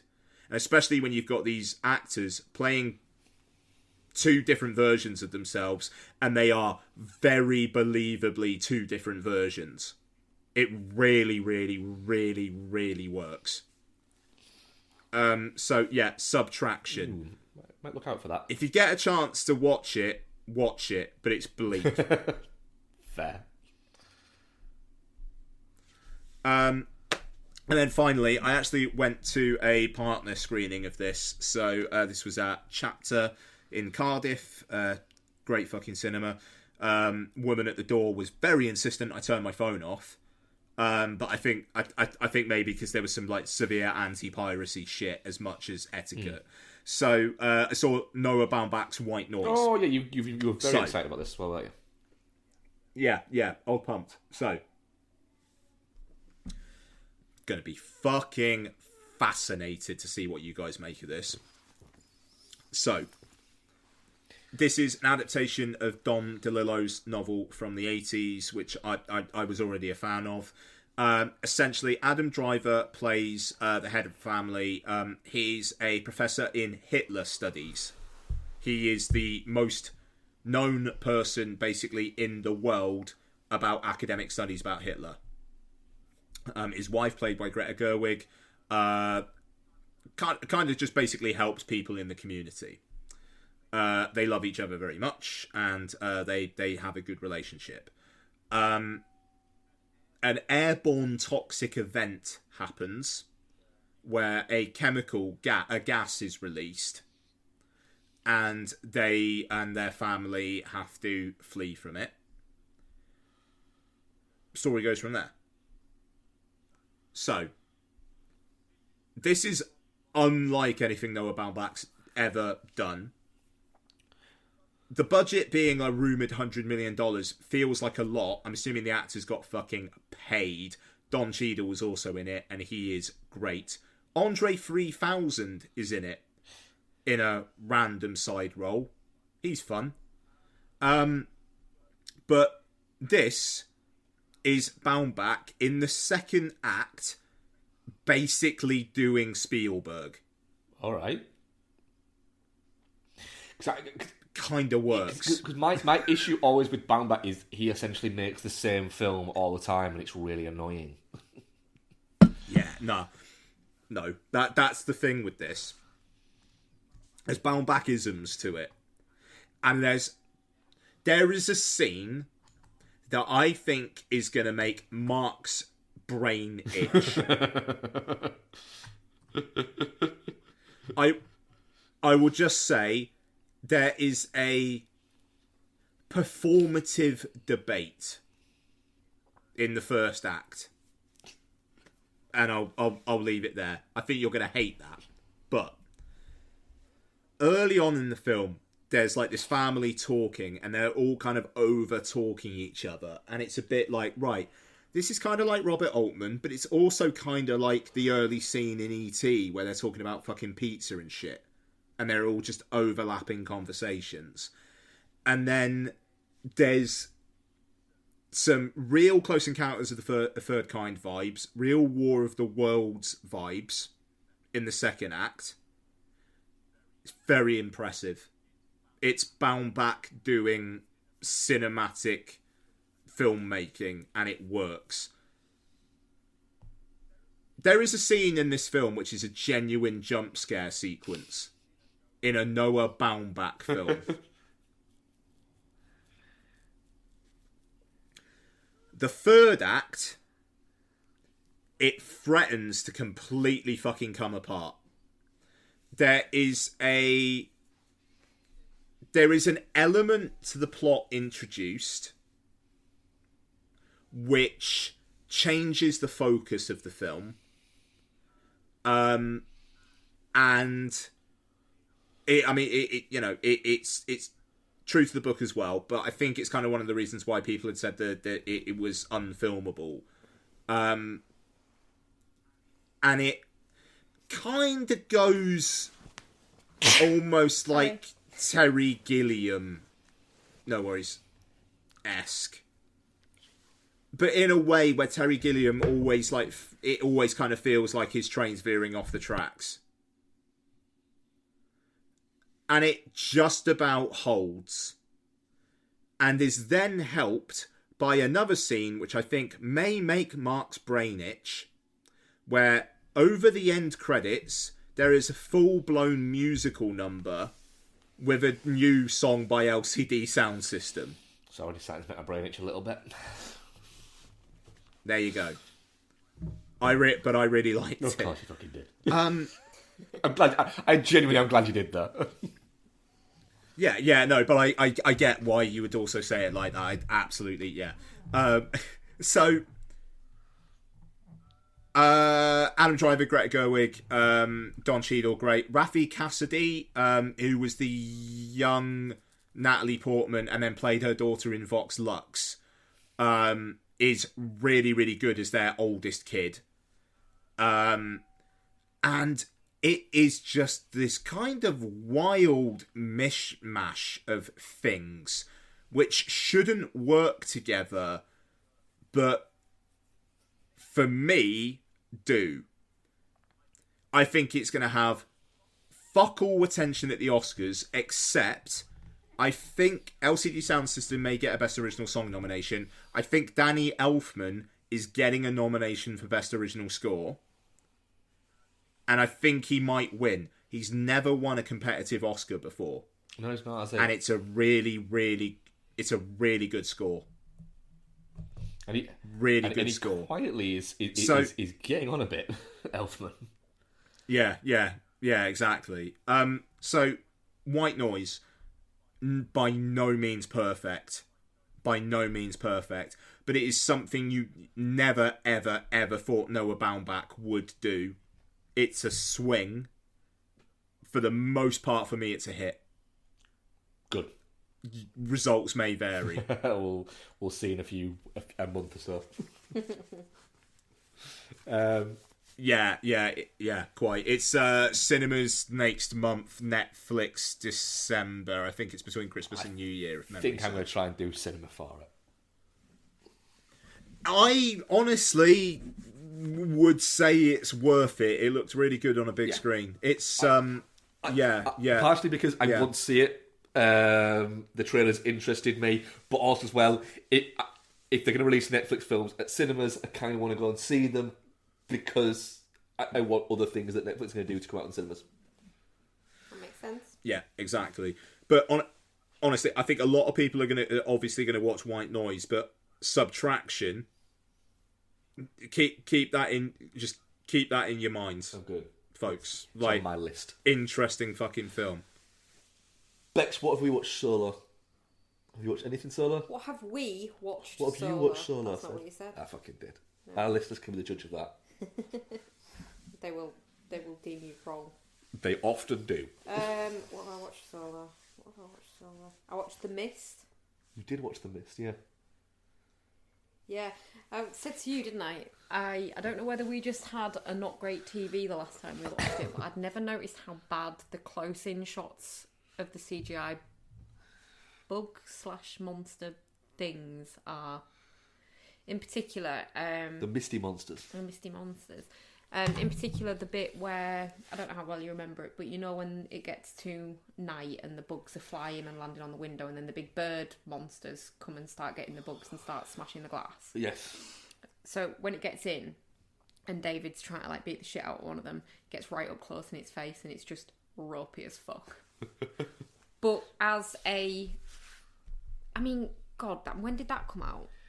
2007. Yeah, I mean, it's fine for a movie that came out in 2007. Wasn't big budget either. And the far away shots of the monsters are really effective. Yeah, it's really fucking good, isn't it? The ending is never not heartbreaking, even when you know it's coming. Yeah. You watched the black and white version, didn't you? No, the one you got for me was colour. Was it? And out of sync. Yeah. No, it was... But, I mean, I think both have... They're both very good. Like, the black and white one is probably a bit more atmospheric, but the colour one is... It's good in different ways. I think the brightness of the supermarket versus the blandness of the mist outside, I think that actually works really well as a contrast. And what's her face? Marsha Gay Harden? Yep. Wow, do you want to punch her in the face a lot during this movie? When Toby Jones shoots her, it's like it's the most like cathartic feeling. I think that's all I've watched on my own. I think all the rest of the stuff that I've watched I've made you watch with me. Right, I watched a couple on my own. Go on then. So I watched Crossroads. Is that the Spears movie? No, the Walter Hill movie. I have seen Crossroads, the Britney Spears movie though. In fact, I think we own it. That's really, really concerning, isn't it? Yes.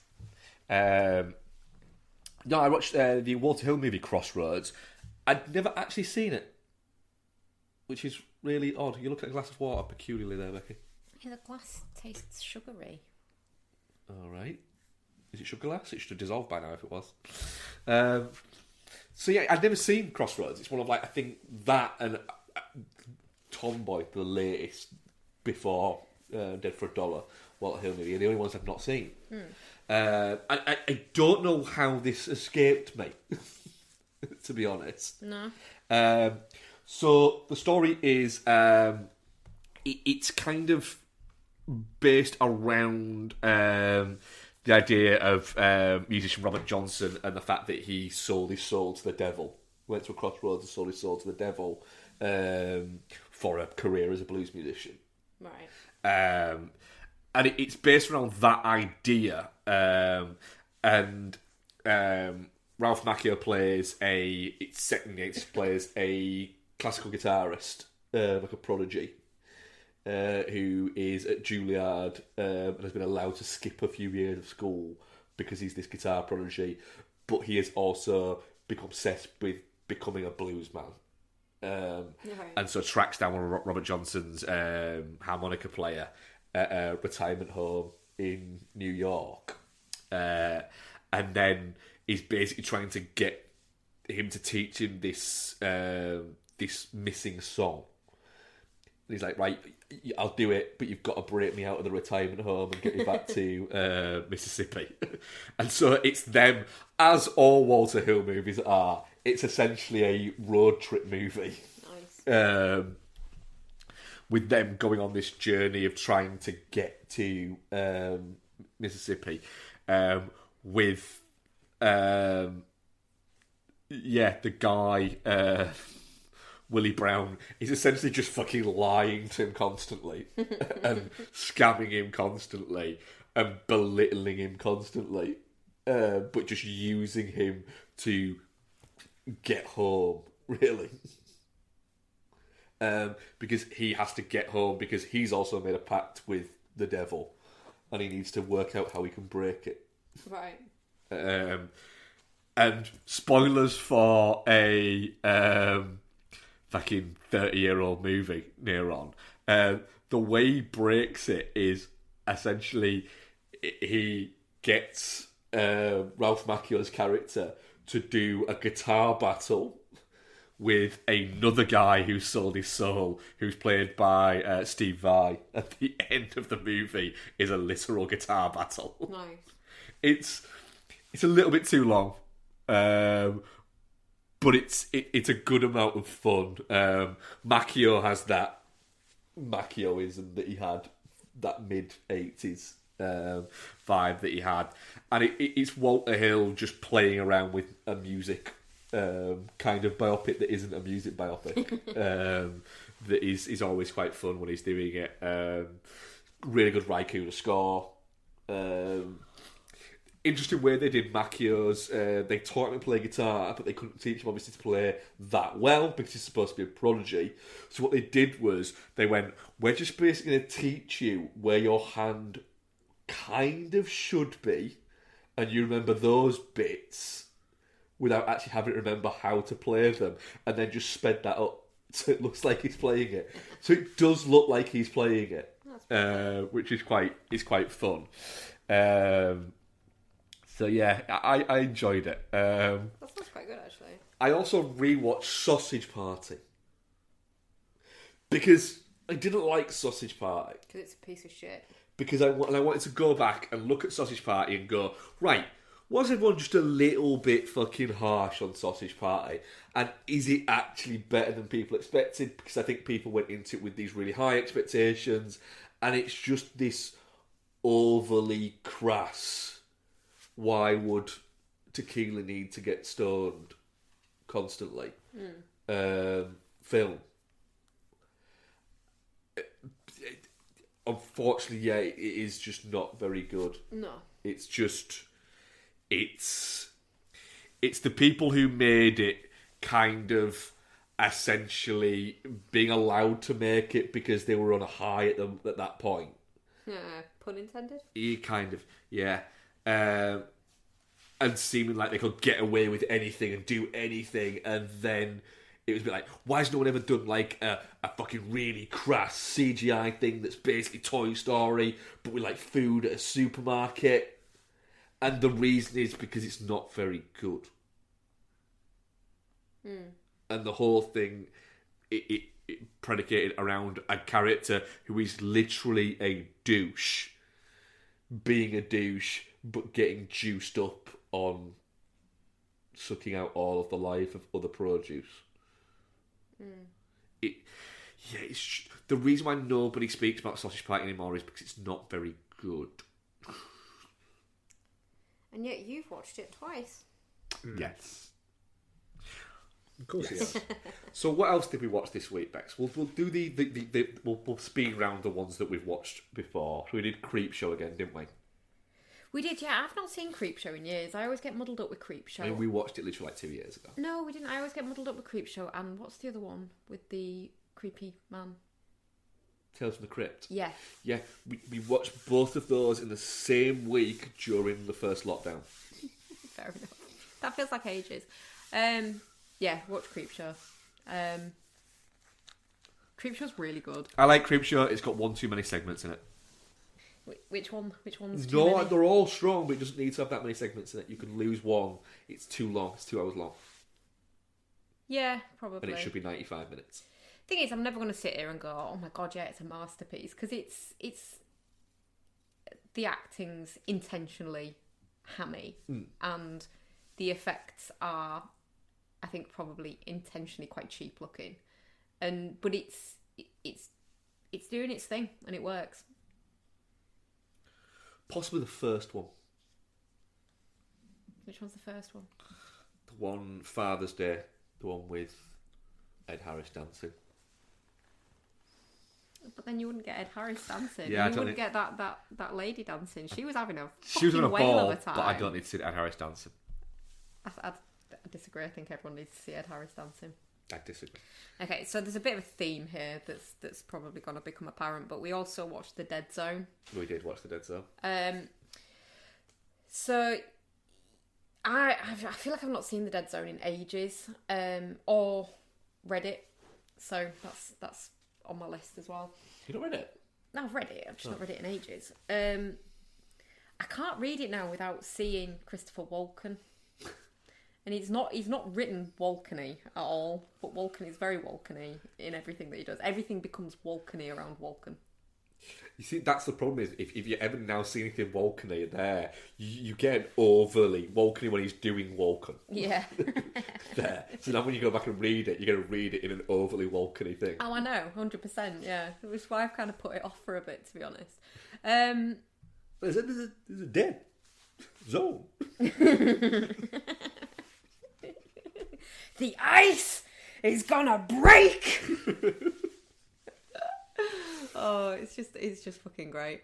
He's not as over the top in the book as a character. Yeah, it's just really good, and I think for it's like, for now, the whole if you could go back in time, would you kill baby Hitler thing is like, it's like just a thing. Yeah, you fucking would. But like, it's a question that gets asked. It's a sort of philosophical question. But I think, you know, this was written quite a long time ago, and the film is from 1983. Like, that shit's as old as me, and I think you're well old. It's quite thought provoking, and it's quite like, if you knew someone was going to do something bad, what would you do? Kind of. It's good. It's good, and the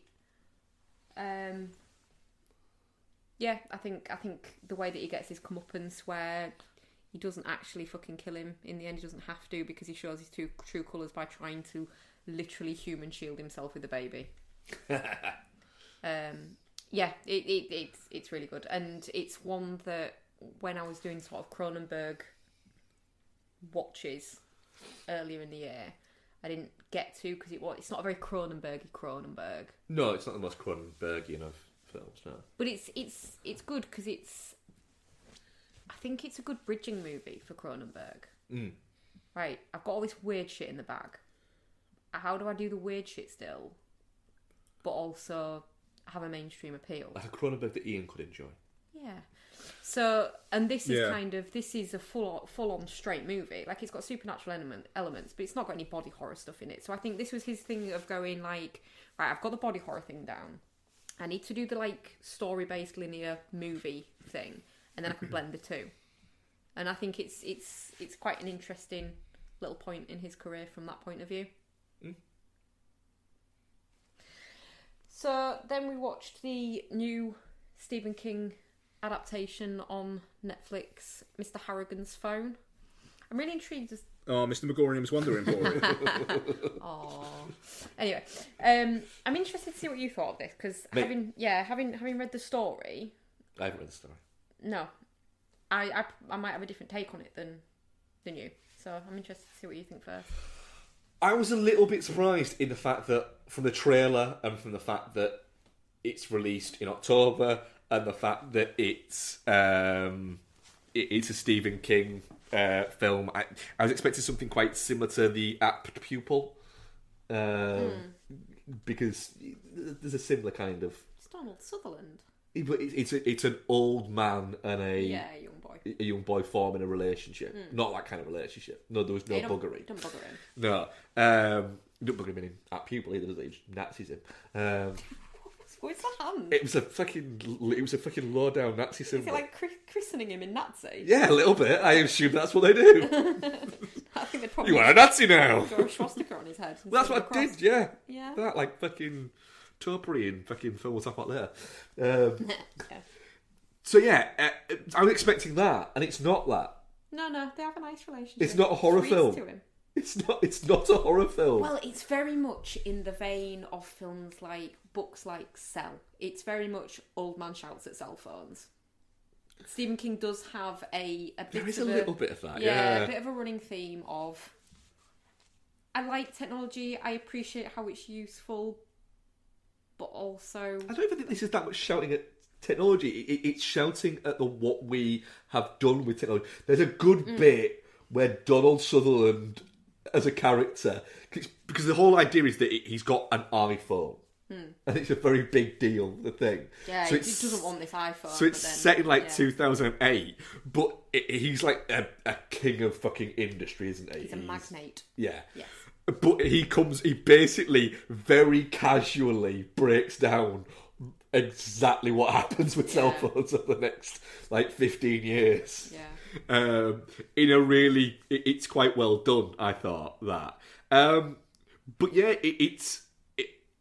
I expect it to be a little bit, like I say, Christine-y. Okay.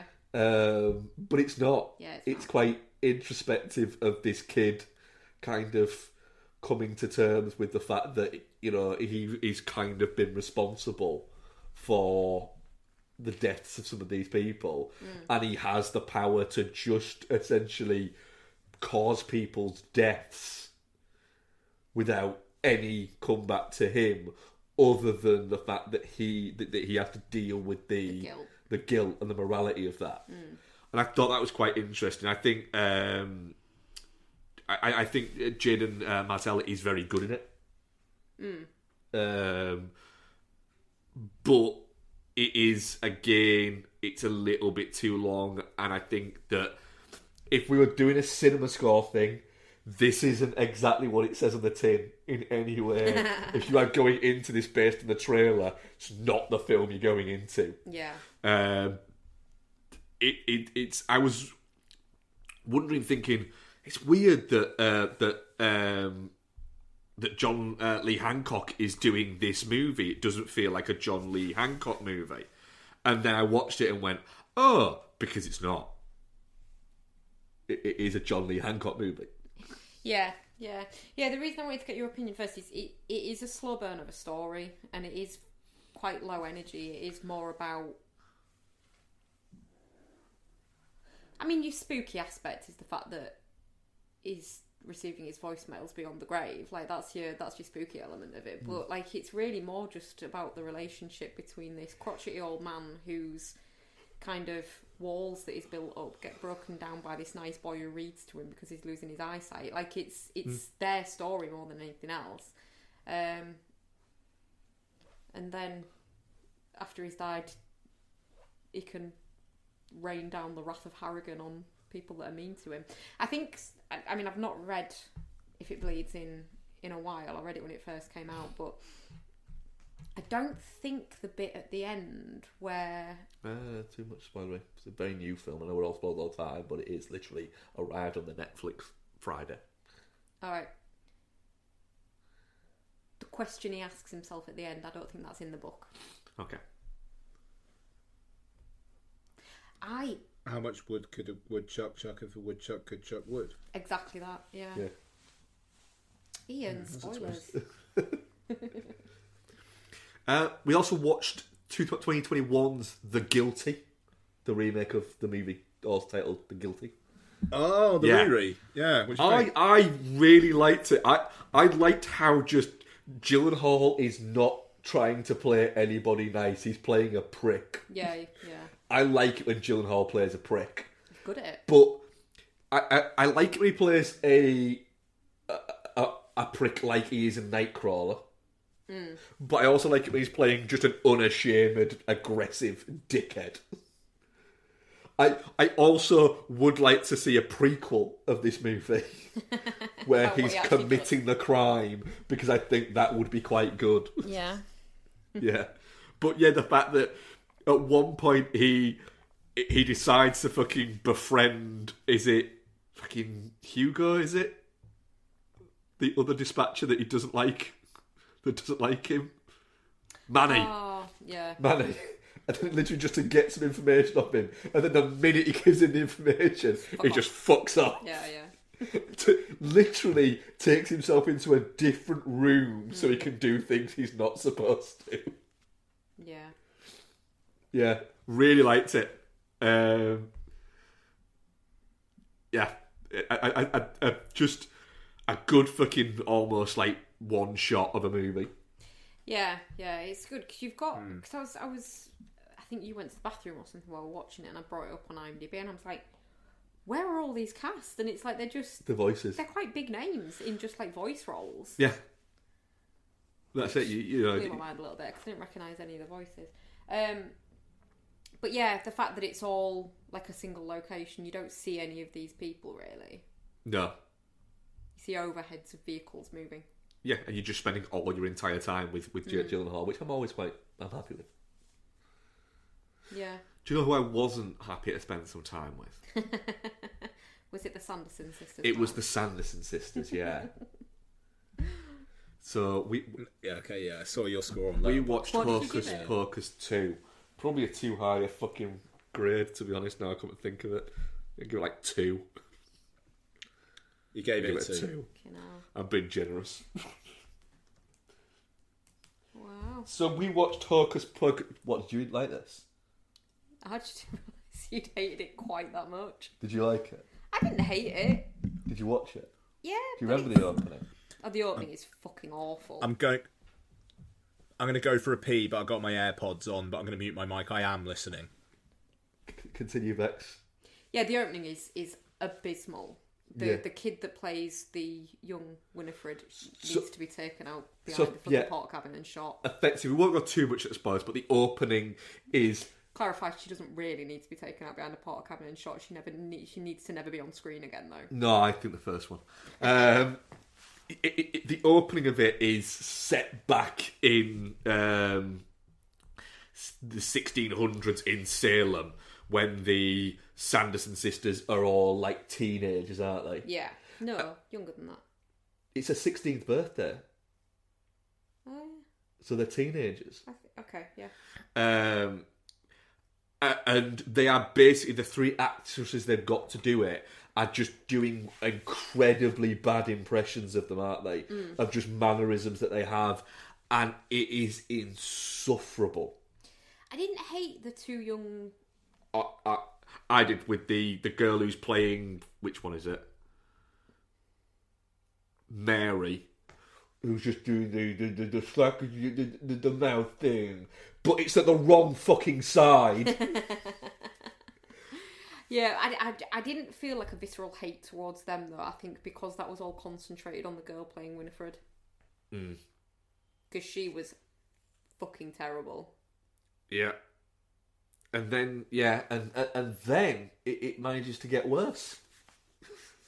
The thing is, I think it's been derided as a bad sequel to a movie classic. And the thing is, the original isn't a classic. It's fine. It's a live-action Disney fucking Halloween movie. Like, I think... I like Hocus Pocus. Yeah. I like it. I saw it at the cinema. I have watched it consistently, not every year or anything like that, but I've watched it consistently over the past near 30 years.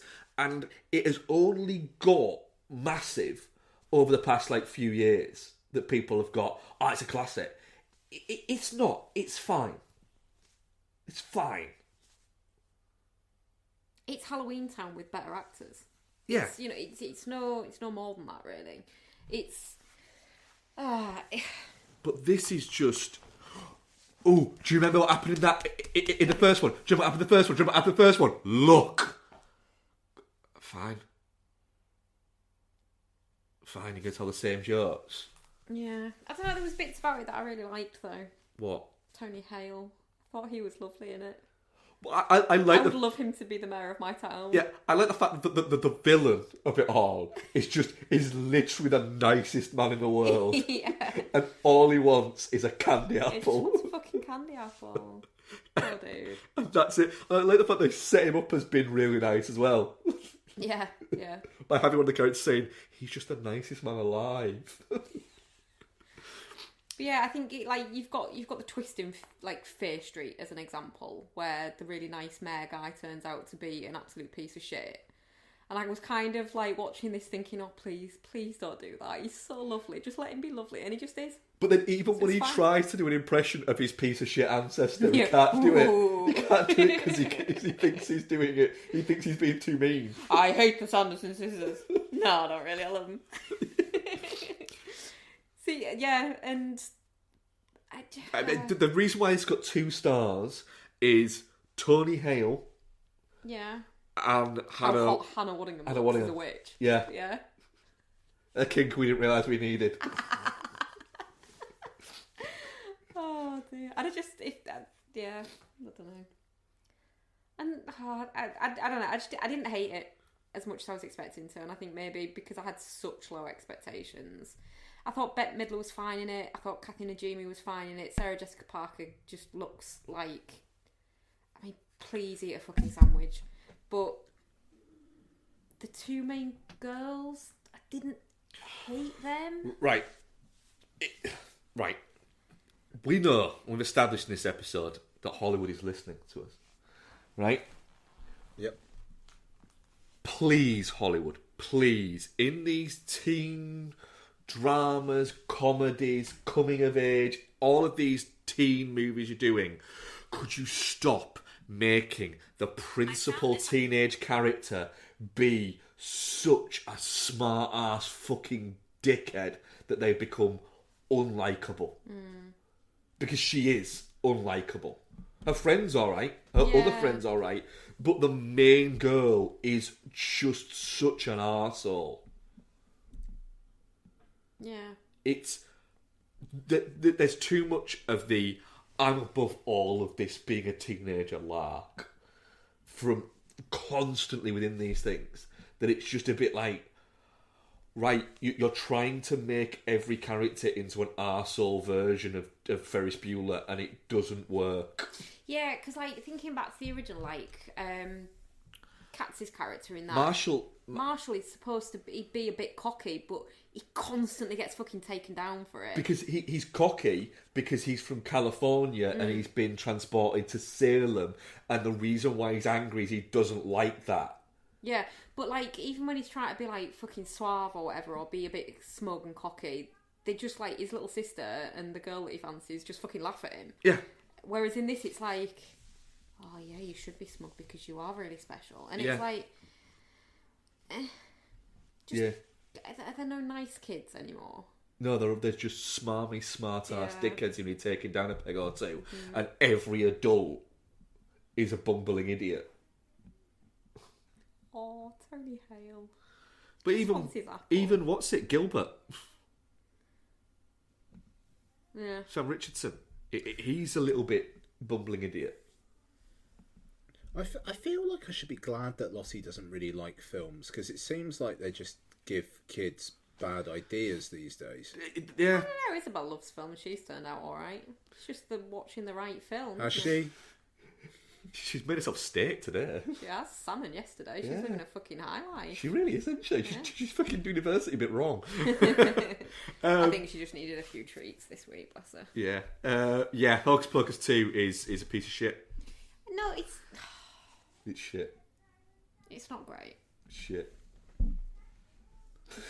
All right. I'm gonna be watching it in the next week or two. I'm kind of intrigued to be the type. What I will say there is, next year, are you watching Hocus Pocus 2 or Hocus Pocus? Hocus Pocus. And would you ever watch Hocus Pocus 2 over Hocus Pocus? No, do you know what I will actually do? What? I'll put Hocus Pocus on and go, do you know what, I'm going to dig my fucking Eerie Indiana box set out the loft and watch that instead. Fair enough. Fair. Then, the thing is, neither of them are great. Hocus Pocus is better than Hocus Pocus 2, without a doubt. But neither of them are fucking stone cold fucking classics, are they? So they've done Hocus Pocus 2. Yeah. They're doing a Sister Act 3. They did a Mighty Ducks TV series rather than just a film, which was a bad idea. So, which one are they doing next?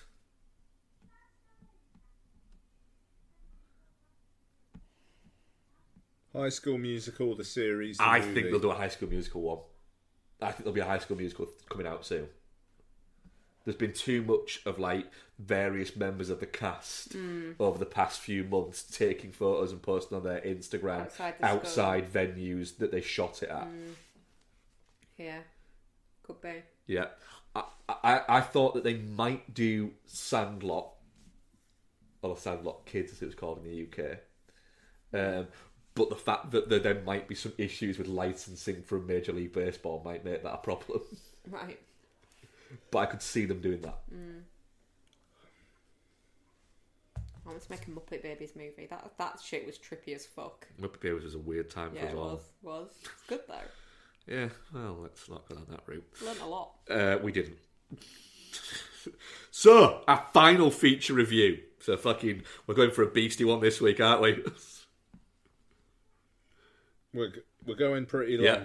It's good. Amsterdam is written and directed by a prick, and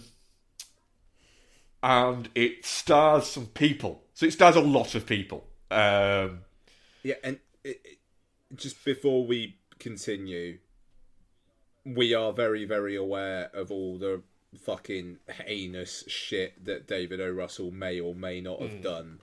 And if you are at all triggered by, and I mean this quite sincerely, by the talk of David O. Russell, feel free to skip this review. We will not be offended. No. Like, he's a figure I don't particularly like talking about. Yeah, and I'm a little bit baffled as to why.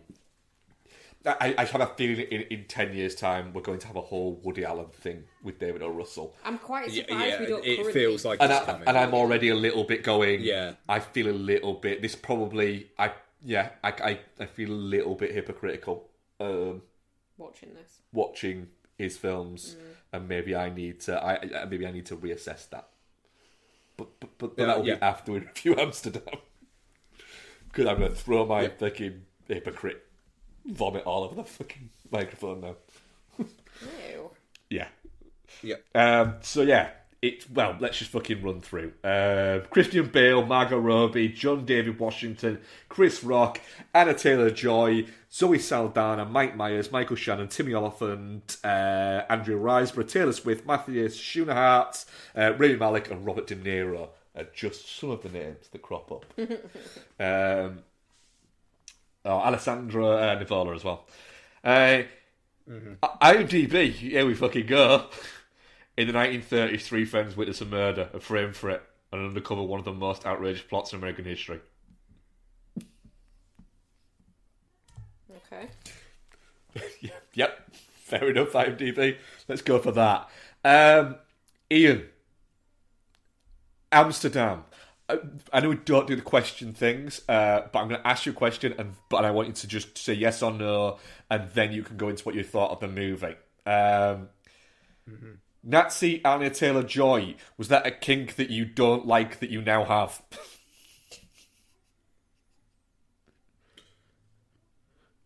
No, maybe not quite the Nazi, but Anya Taylor-Joy being really into Robert De Niro is kind of a kink I have. Apparently, I read that was literally because Anya Taylor-Joy was just really excited about meeting Robert De Niro, and so they decided to write it into the film a bit. I mean, I kind of believe it, yeah. Amsterdam, what did you think? I liked it. I thought it was pretty good. All right, look, just absolutely separating the art from the artist here, you know, and I think there is maybe a conversation, like if David O. Russell actually gets something made again, maybe there is a conversation that we need to have about whether we cover it or not. I agree. And that it's not, to be clear, it's not that anybody's reviewed this under duress. It just...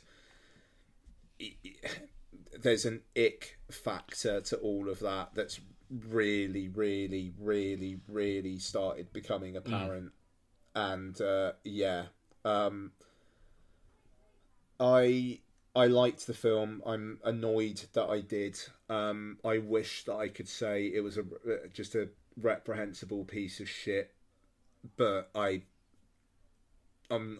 not. If you don't want to see Amsterdam, and it seems like not a lot of people wanted to see Amsterdam, and in a way, I'm glad, you know, because of the David O. Russell thing. But at the same time, I'm annoyed that it's written and directed by this particular person, because I feel like that if it wasn't, maybe the fact that it's a relatively high budget studio film with a shitload of stars that isn't a superhero film and isn't an adaptation of something would be celebrated a bit more, and I 100% get why it's not. Absolutely. And I'm sure you guys, mate, I don't know what you guys thought of this film. It may be that other people on this recording think that Amsterdam's a piece of shit. I thought it was messy. I thought it was woolly. I thought it was long, but weirdly, I didn't think it was too long. But I think a lot of people have been talking about how hard to follow the film is. I didn't think that. I thought it was all right. It feels patched together. There's an awful lot of voiceover. I 100% would believe that there wasn't a finished screenplay at the time that they started shooting, and they did a lot of stuff in post. But I laughed quite a lot. People in my audience laughed quite a lot. I thought it looked great. Shot by Emmanuel Lubezki. I thought that the central trio were charming. I enjoyed the supporting performances. I thought Amsterdam was decent. And I'm actually kind of annoyed with myself that I did. But, hey, there you go. Becky. Yes. Amsterdam. Same question. Yeah, it's a real difficult one, isn't it? Like, I liked Amsterdam, but thinking about it post coming out of the movie, do I like Amsterdam for the story? Nah, the story's a fucking mess. Do I like Amsterdam because I really fucking like Christian Bale, Margot Robbie, and John David Washington? And they're really quite good at selling what they're given? Yeah. I mean, and granted, what they're given is written for them, but they do an awful lot with a real messy fucking story. You know, and it's... I'm not a big David O. Russell fan, even before I knew the allegations against him. I think his movies are very...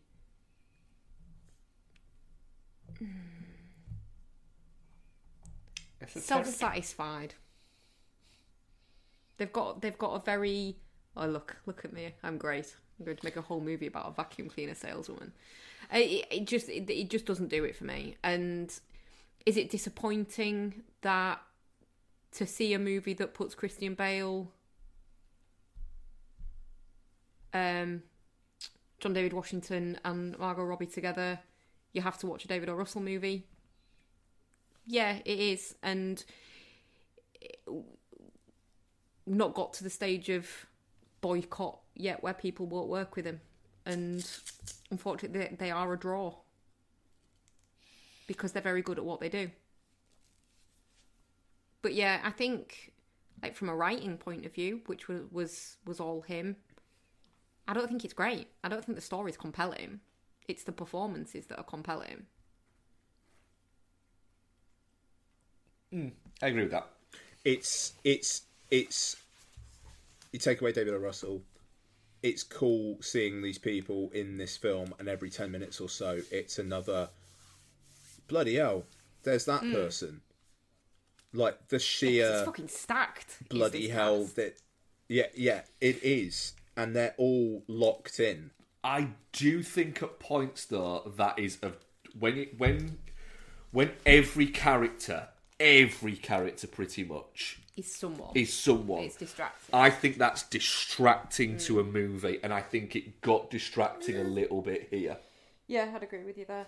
I've got to say, if COVID hadn't happened, I think I'd be more, yeah, it was distracting and I didn't enjoy it. And it's just like, I know we're post-pandemic or still in the pandemic, but it's not as, you know, whatever period we're in, just seeing a film that is a legit all-star cast, there is kind of a thrill to it in the sense of, was that ever going to happen? Like, you know, a couple years back, it was a question of like, is this kind of shit ever going to happen again? Can I sidebar for 1 second, just with what you were saying about the pandemic? Apparently, experts that monitor this kind of thing are really concerned about a COVID spike coming because Yankee Candle reviews have gone down. And apparently, before every spike previously, Yankee candles that were getting sold were getting bad reviews because people were saying that they didn't smell very strongly. And it was actually that they had asymptomatic, apart from a loss of smell, COVID. So apparently people are really watching the Yankee candle reviews. Sorry, I just thought I'd throw that in there. I mean, that's something though, isn't it? I don't know whether that's like weirdly dystopian or very funny. I can't decide. It's that fine line between that's quirky and fucking horrifying at the same time. Yeah. Yeah. I just thought I'd throw a bit of humour into the uncomfortableness that is reviewing a movie by this man. I agree. It's messy. I weirdly think that the worst part of the film is the Amsterdam bit. Fair enough, yeah. Sure. I felt that was a little bit. It was a bit twatty. And it was a bit. It has these moments within films where he can be a bit. They can go a bit twatty. So. That reminded me mostly of. It felt very I Heart Huckabees. That section, sure, where it was David O. Russell doing his Wes Anderson-y thing, yes, that he can do at points. And the problem is, even as somebody who doesn't like Wes Anderson, he's not that good at it. He's not good at the Cohen-y thing. Yeah. It just comes across as feeling a little bit smart, but not in like a good way. In a self-satisfied way. Yeah. In a, I'm going to have a make up this nonsense song. Yeah, it's like, yeah. Really? You're going to do a nonsense song, are you? Really? Like you've invented the idea of it. Yeah.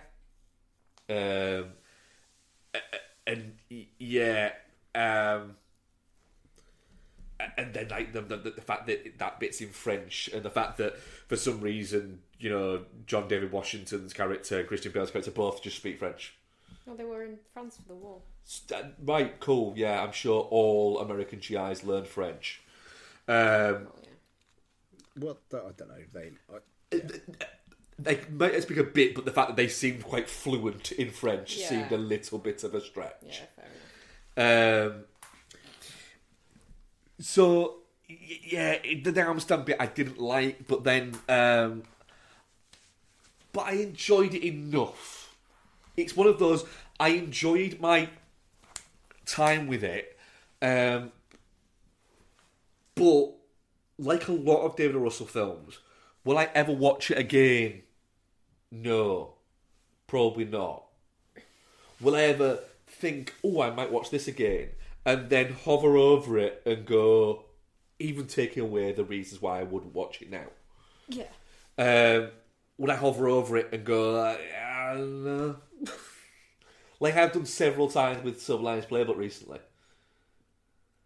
But I've hovered over it and gone, no. Do you know what I'm just real glad about? What? That this isn't John David Washington, Christian Bale and Jennifer fucking Lawrence. Why? Because she did a few bits with him, didn't she? Yeah. She's not got the moxie to pull this off. Maybe not anymore, no. But she never really had the... I don't know, there's some good bits in American Hustle. I don't like that film. Alright, fine. Yeah, but American Hustle has a science of them. It does. American Hustle, I still claim this is amazing. The only award American Hustle didn't get nominated for was Best Hair and Makeup, and the entire movie is hair and makeup. Yeah. Yeah. That is weird. All the cast involved are all going for it. Bale, I think, is fantastic. Oh, he's great. He's really good at it. The fact that he is just... He's not doing any of the bits for more nefarious means. He is just doing them because he gives a shit about being a veteran. I feel like this is a film, though, where he didn't have to go method and go halfway down the machinist route again. Probably not. I don't I thought you were going to say like in Lose and I don't think he can. Yeah. I don't think he can not. I did find it. Have you seen his GQ interview yet, Ian? Yeah. I did like the fact that I was watching that going, Ian's going to be nodding along to a lot of what he's saying about making Thor: Love and Thunder. But he wasn't. Oh, that fuck. But he wasn't disparaging against Green it, screen. which was quite. He wasn't slanging it off. He was just going, I don't get it. Yeah. They were basically saying, no, you need to be on stage 4 and you're on stage 6. He's like, what's the difference? They're all just blue. Can we just talk for a minute about how fucking smouldering John David Washington is all the way through this? I mean, can we just talk about how smouldering John David Washington is? In general, yeah, fair. You know, I think one thing that they don't, I a lot of reasons to like Tenet, but I'm essentially going, hey, look at this guy. It's great. The thing is, Yeah. he is one of the most down to fuck people you've ever seen Yeah. on screen. But he's not propositioning anyone. It's just like if anyone asked him at any point in any of his films, hey, you want to fuck? He'd be like, yeah, sure. No, because he's in love with Margot Robbie's character. Yeah, but no, I know. But every female that he runs into in this movie would want to fuck him. Now, right, can I just point out, now, I like Margot Robbie, and I like her in this. I think she's very good in it. But she is very much doing her best Rachel Weisz in Brothers Bloom impression. Ooh, that's a good point, actually, yeah. Yeah, the It's hat got a bloomy and the vibe, walk. yeah. Yeah, fair point on that, actually, yeah. John David Washington would fuck her as well. And Daniel Craig will probably go, do you know what? Fine with this. I'm alright with it, I understand. Fine with this. Do you reckon they've got a list? I've Do you seen reckon Tenet. celebrity couples have a list? Yeah, but they're the ones who can actually fucking do it. Yeah. I enjoyed it. I will never watch it again. Yeah. I enjoyed it and I felt icky for enjoying it. Do you know what? Do you know what I thought was really good in it? Oh, please don't say Taylor fucking Swift. No, she was Mike fine. Myers. I'm not the same Mike Myers. His cameos in things where he's doing a British voice. Oh, I really liked Mike Myers in this. I hate him in stuff, but I really liked him. I thought it was fine. Him and Michael Shannon talking about bird watching whenever they started talking about that was fucking ace. I liked Rami Malek in it. Oh, fuck off. I liked Rami Malek. Really? Yeah. He's awful in it. I thought he was good. That sucked back chin thing that he can't not do anymore. Because he's like the most obvious secret Nazi Yeah. of all time. Like, That's it. yeah, I mean, all right, I'm watching going, yeah. well, I'm watching going, he's never not going to be able to play a villain now because he is a living Bond villain and he's played a Bond villain. It's just every single fucking thing that Rami Malek says, whether on film or not, I just respond with, okay, fine, just don't hurt my family. That's it. Can you imagine him going into the bank and like wanting to deposit a check? You'd be there going, what's going on? Yeah. Am I going to, is the check poisoned? He's just such an icky, uncomfortable screen presence. But It just be like, I'd like to deposit this check for £50. yeah, but it'd be a right weird Is my number. daughter okay? It'd be like $7.14, Yeah, and he'd tell you what it was for, and you'd be going, "Oh no, I don't trust that you sold some fishing gear on eBay, sent him it, and allowed you to send him a check, and then he did. Why? What's going on?" When you're like, from talking about this film, it's lost a star for me. Yeah. You've lost a star for me on my respect scale. I'm on half a star. I've got to say, the bit where Taylor Swift is thrown under that car, and then they just somehow do a weird cut where it's obviously some sort of inflatable model. Like, I don't get what happened there, where they just made it suddenly look shit. Gimmick casting. I don't like it. I mean, it was fucking weird. It was. Like, that it is just like, right, okay, there's Taylor Swift. What's Taylor Swift doing here? Oh, Taylor Swift's dead now. Okay. But the fact that she couldn't deliver a line without leaning really far forward. But I think that was direction. Well, it's shit I mean, direction. Taylor Swift can lean far forward as much as she fucking wants, Ew. Becky. You just let her go. I think that's because they didn't realise how tall she was, and they set up for a shorter person. Yeah, she is quite small. Yeah, I enjoyed my time with it, but that's about it. Gonna say something mildly controversial. Do you want to do a clip first in case you need to cut it out? What? Je suis David O. Russell. No. Didn't think Margot Robbie was that great. Thought she was fine. She wasn't bad. The thing is, she's just Margot Robbieing up the place, which is a fun time. She's a fun personality to spend time with. Yes, but I did feel like I was spending time with Margot Robbie rather than a character. Yeah. No, I get that. Which makes no sense because what I really like about Margot Robbie is that I know nothing about her outside of her. She needs to do something that massive movie star. maybe displays a bit of range because she. Oh, Barbie. No, because that's going to be all bubbly and fucking effervescent as well, isn't it? What about Babylon? Babylon. Do a shitload of coke. I'm very much looking forward to Babylon. She's going to fight a fucking snake. I think this is a thanks I hate it for me, but for completely different reasons than it normally would be. That's a fair comment.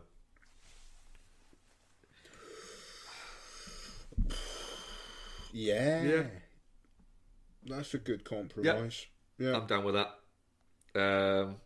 Our audience poll was...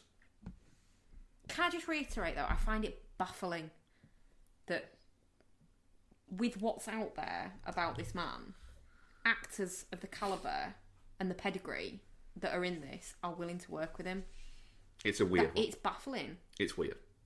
Our audience poll is definitely not shit, 43%, touching cough 14%, and shit 43%. Is it...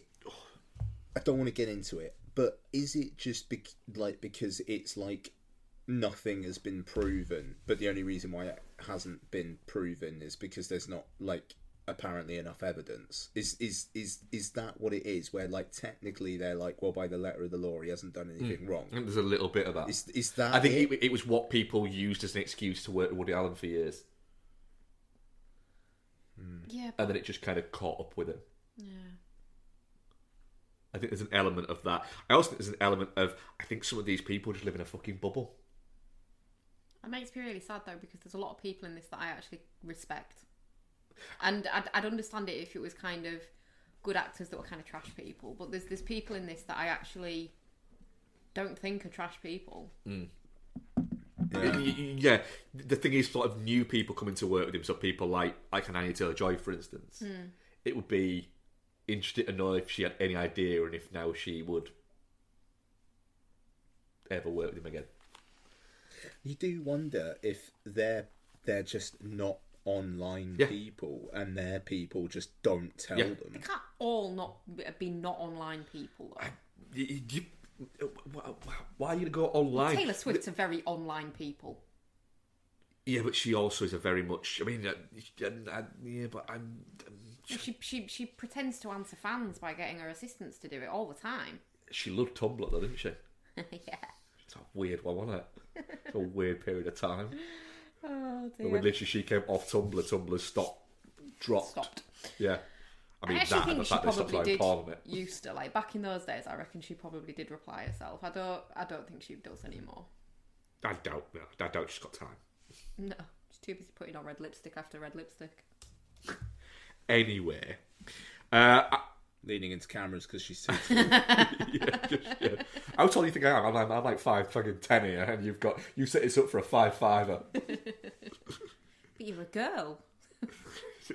Which I think that I wouldn't be surprised if David O. Russell said that. You look so tiny from pictures and things. It's just because I'm very, very skinny. So I asked the question, or we asked the question.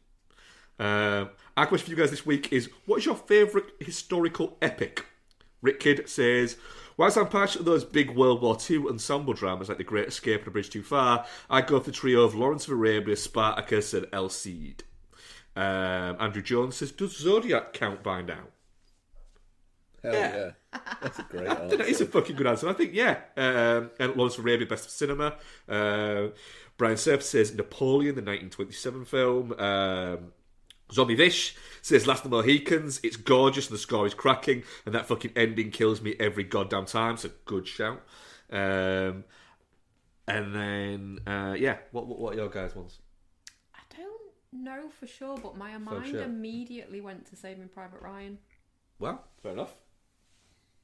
Because it's just got that epicness to it. It's got a real sense of scale as Saving Private Ryan. So I want to stick with that. Fair point. Ian, have you got any? Yeah, because I mean, it's got to be based on a true life thing, hasn't it? I suppose. Yeah. Well, I mean, I put a gif of the mummy in. Well, that's true. The Empire Strikes Back. Is that a future epic or a historical one? I think that's future. It's a long Yeah, time ago in a galaxy. Yeah, a far, long far time ago. away. Isn't it? Yeah, it's an epic. It's a historical epic. It's not true, though. How do you know? We haven't got there yet. Neither's the mummy. What, to far a long time ago? Yeah. What the fuck? Oh, you're an idiot. What's yours? I don't know. To be fair, I'm the one who said the Empire Strikes Back. Yeah. How come I still got called an idiot? Because you didn't say it happened a long time ago. We haven't got there yet. Oh, okay. No, I didn't say that. To be fair, Bex, Saving Private Ryan was set in World War II, but that story didn't actually happen. Yeah, but the war did. All right, fine. I'll say Apocalypse Now. Oh, that's a good one. I mean, literally my favourite movie of all time. But I wasn't including war movies in my brain for some reason. But yeah, Apocalypse Now. Still in Ian's hands. Wow, okay. Questions we got asked. Rick Kidd, if you were making a film, which city would you look to include as a location? For me, I'd go San Francisco, New the York. Golden Gate Bridge, Alcatraz, the hilly streets would make York. some great backdrops. Ian, New me and York. you share the same answer. New York. New York the in the winter. winter, snowy Yeah. as fuck. Let's go. Becky, what's yours? Oh, I don't know. You're going to set a film. Well, yours is going to be a horror film, isn't it? And it's probably going to be New Orleans. I like that, but I'm also on a real Stephen King kick, so I'd want New What, in England. Castle Rock? Yeah. I don't think that's a real place. New Englandy vibes, though. Autumnal. Autumnal. Yeah. In New England. Yeah. Everyone's City eating in New lobster England po' doesn't boys. really. What? Everyone's eating lobster po' boys. Fair enough. Bex, I'll be honest. I think that's a really disappointing Sorry. answer. Don't really know That's all right. what cities would count. Any city. Any city in the fucking world. I don't fucking know. I don't really think about these things in the way you guys do. This- You're just like, oh my god, I want to set a this is film on in the New level York. of- New York is amazing. New York's grimy and there's rats. But it looks fucking great in winter. No. Right, Bex, this is on a level with Jordan saying that the best movie death was that one in Miller's Crossing, death. isn't it? You can't say the city you'd want to set a film in is not just not a real city, but isn't a city. That's a very good point. Are you Googling cities in New England? Sure. You are. Oh, Providence. Providence sounds good. Providence. Yeah, we'll go with that. Fuck off. Fucking hell. You're going to set it in Providence. You're going to set a Stephen King style, what is it? That is just going to be Boston Irish people shouting about wops. What?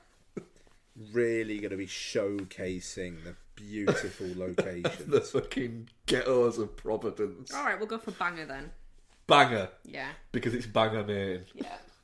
Fair enough. It's because what Stephen King lives. You're very leaning into Stephen King thing at the I moment, am, aren't yeah, you? I'm really loving it. That's not fair enough. That's not fair We made a enough. list the other day, Ian. We went through the whole of Stephen King's bibliography and made a list of things that I have in paperback, have in hardback and don't have, so that I have a buying list. It's very exciting times.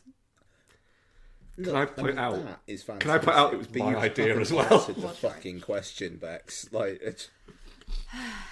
Andrew Jones. Who would win in a fight between Miss Harris Goes to Paris and Lyle Lyle Crocodile? I mean, Lyle Lyle Crocodile is a crocodile. Yeah, I mean, to be honest, that's the answer. Mrs. Harris Goes to Paris may change the face of Christian Dior, but Lyle Lyle Crocodile can eat Mrs. Harris. Yeah, but she could use her fashion connections to get him made into some boots. That's a good point, and she could literally just walk around. What, so she'd use her fashion connections to hire expert crocodile murderers? Yeah. Yeah, sure. Or she'd just shoot him, or stab him with, like, a hat pin. I have no, like... I don't even know what a Lyle Lyle Crocodile is. Lyle Lyle Crocodile? I don't know what it is. You've seen the trailer for it? I don't think I have. I have blanked out of my memory. But then she'd Crocodile played by Sam Mendes. Sam Mendes? Shawn Mendes. Oh god, yeah, well then hopefully Mrs. fucking Harris. What about if it was Sam Mendes, still Miss Harris? Shawn Mendes, anyway. I reckon CG crocodile just directing 1917 when Mrs. Harris parachutes in. I reckon she'd come out swinging with like a crocodile handbag and matching pair of boots in her head, and she'd just fucking wrestle it, kill it, and then just give it to the people that could make it. I'm rooting for. I mean, Mrs. in Harris. that situation, it's the surprise alone. You know, the crocodile making 1917 is very surprised when Mrs. Harris parachutes in and fucking murders With a him. hat pin. Yeah. The points at Christian Dior and goes, hat, shoes. I don't think you want handbag. a crocodile skin hat. That'd be like a fucking Hang rain on. hat. So, alright, are we saying then that if Lyle Lyle Crocodile was played by Sam Mendes, then Mrs. Harris wins? If Lyle Lyle Crocodile was played by Shawn We're rooting Mendes, for Mrs. then Harris to Lyle win. Lyle Crocodile No, wins? no. I think, yeah, that's where we've landed on it. Why did Shawn Mendes win? Mrs. Harris wins in both Yeah, variations. It's just we want her to more good and for more. good for Mrs. Harris. There you go. That's a definitive answer, not like Becky's last one. Zombie Vish, have you folks explored Hong Kong Cat 3 films? And if so, what are some of your faves? Vish, we've known each other virtually for years. Hi, my name is Ian. Do you think I'd ever seek out those films? What are these guys? What are these? I want to watch them now.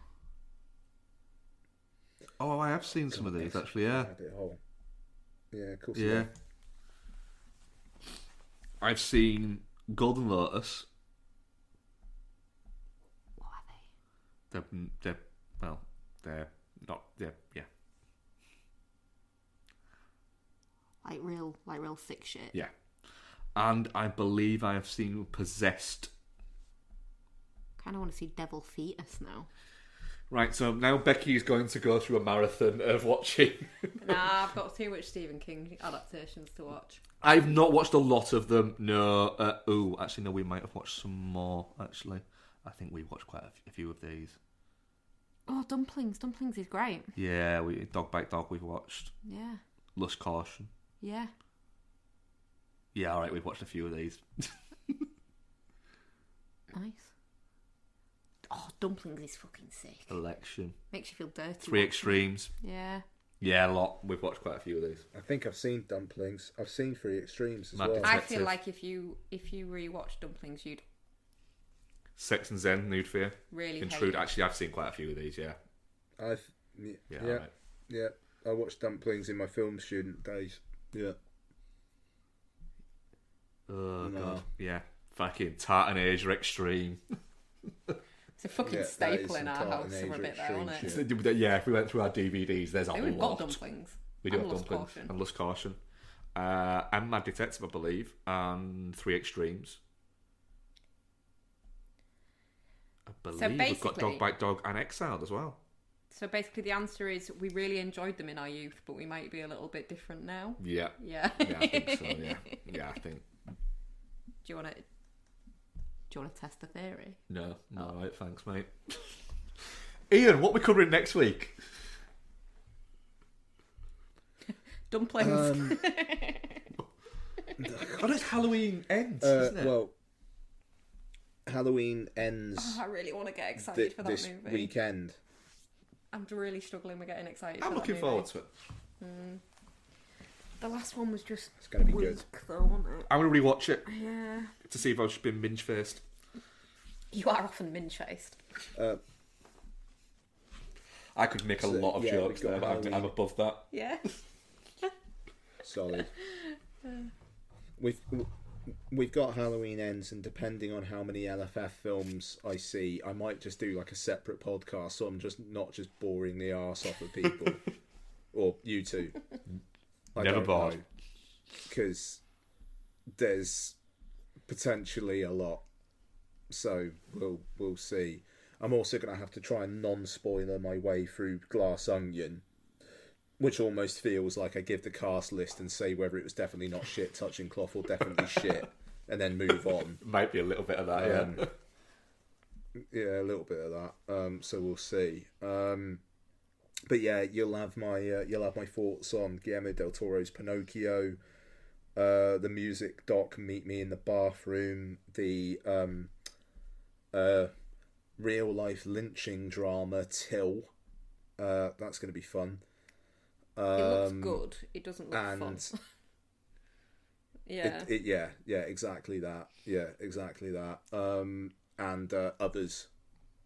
So whatever else I'm able to get to.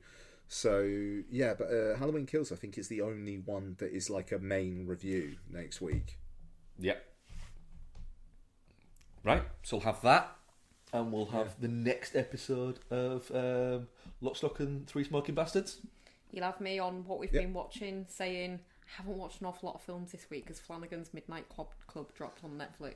Oh, that's alright, isn't it? Yes. Is it a TV show? Yes. Ah, fuck that shit then.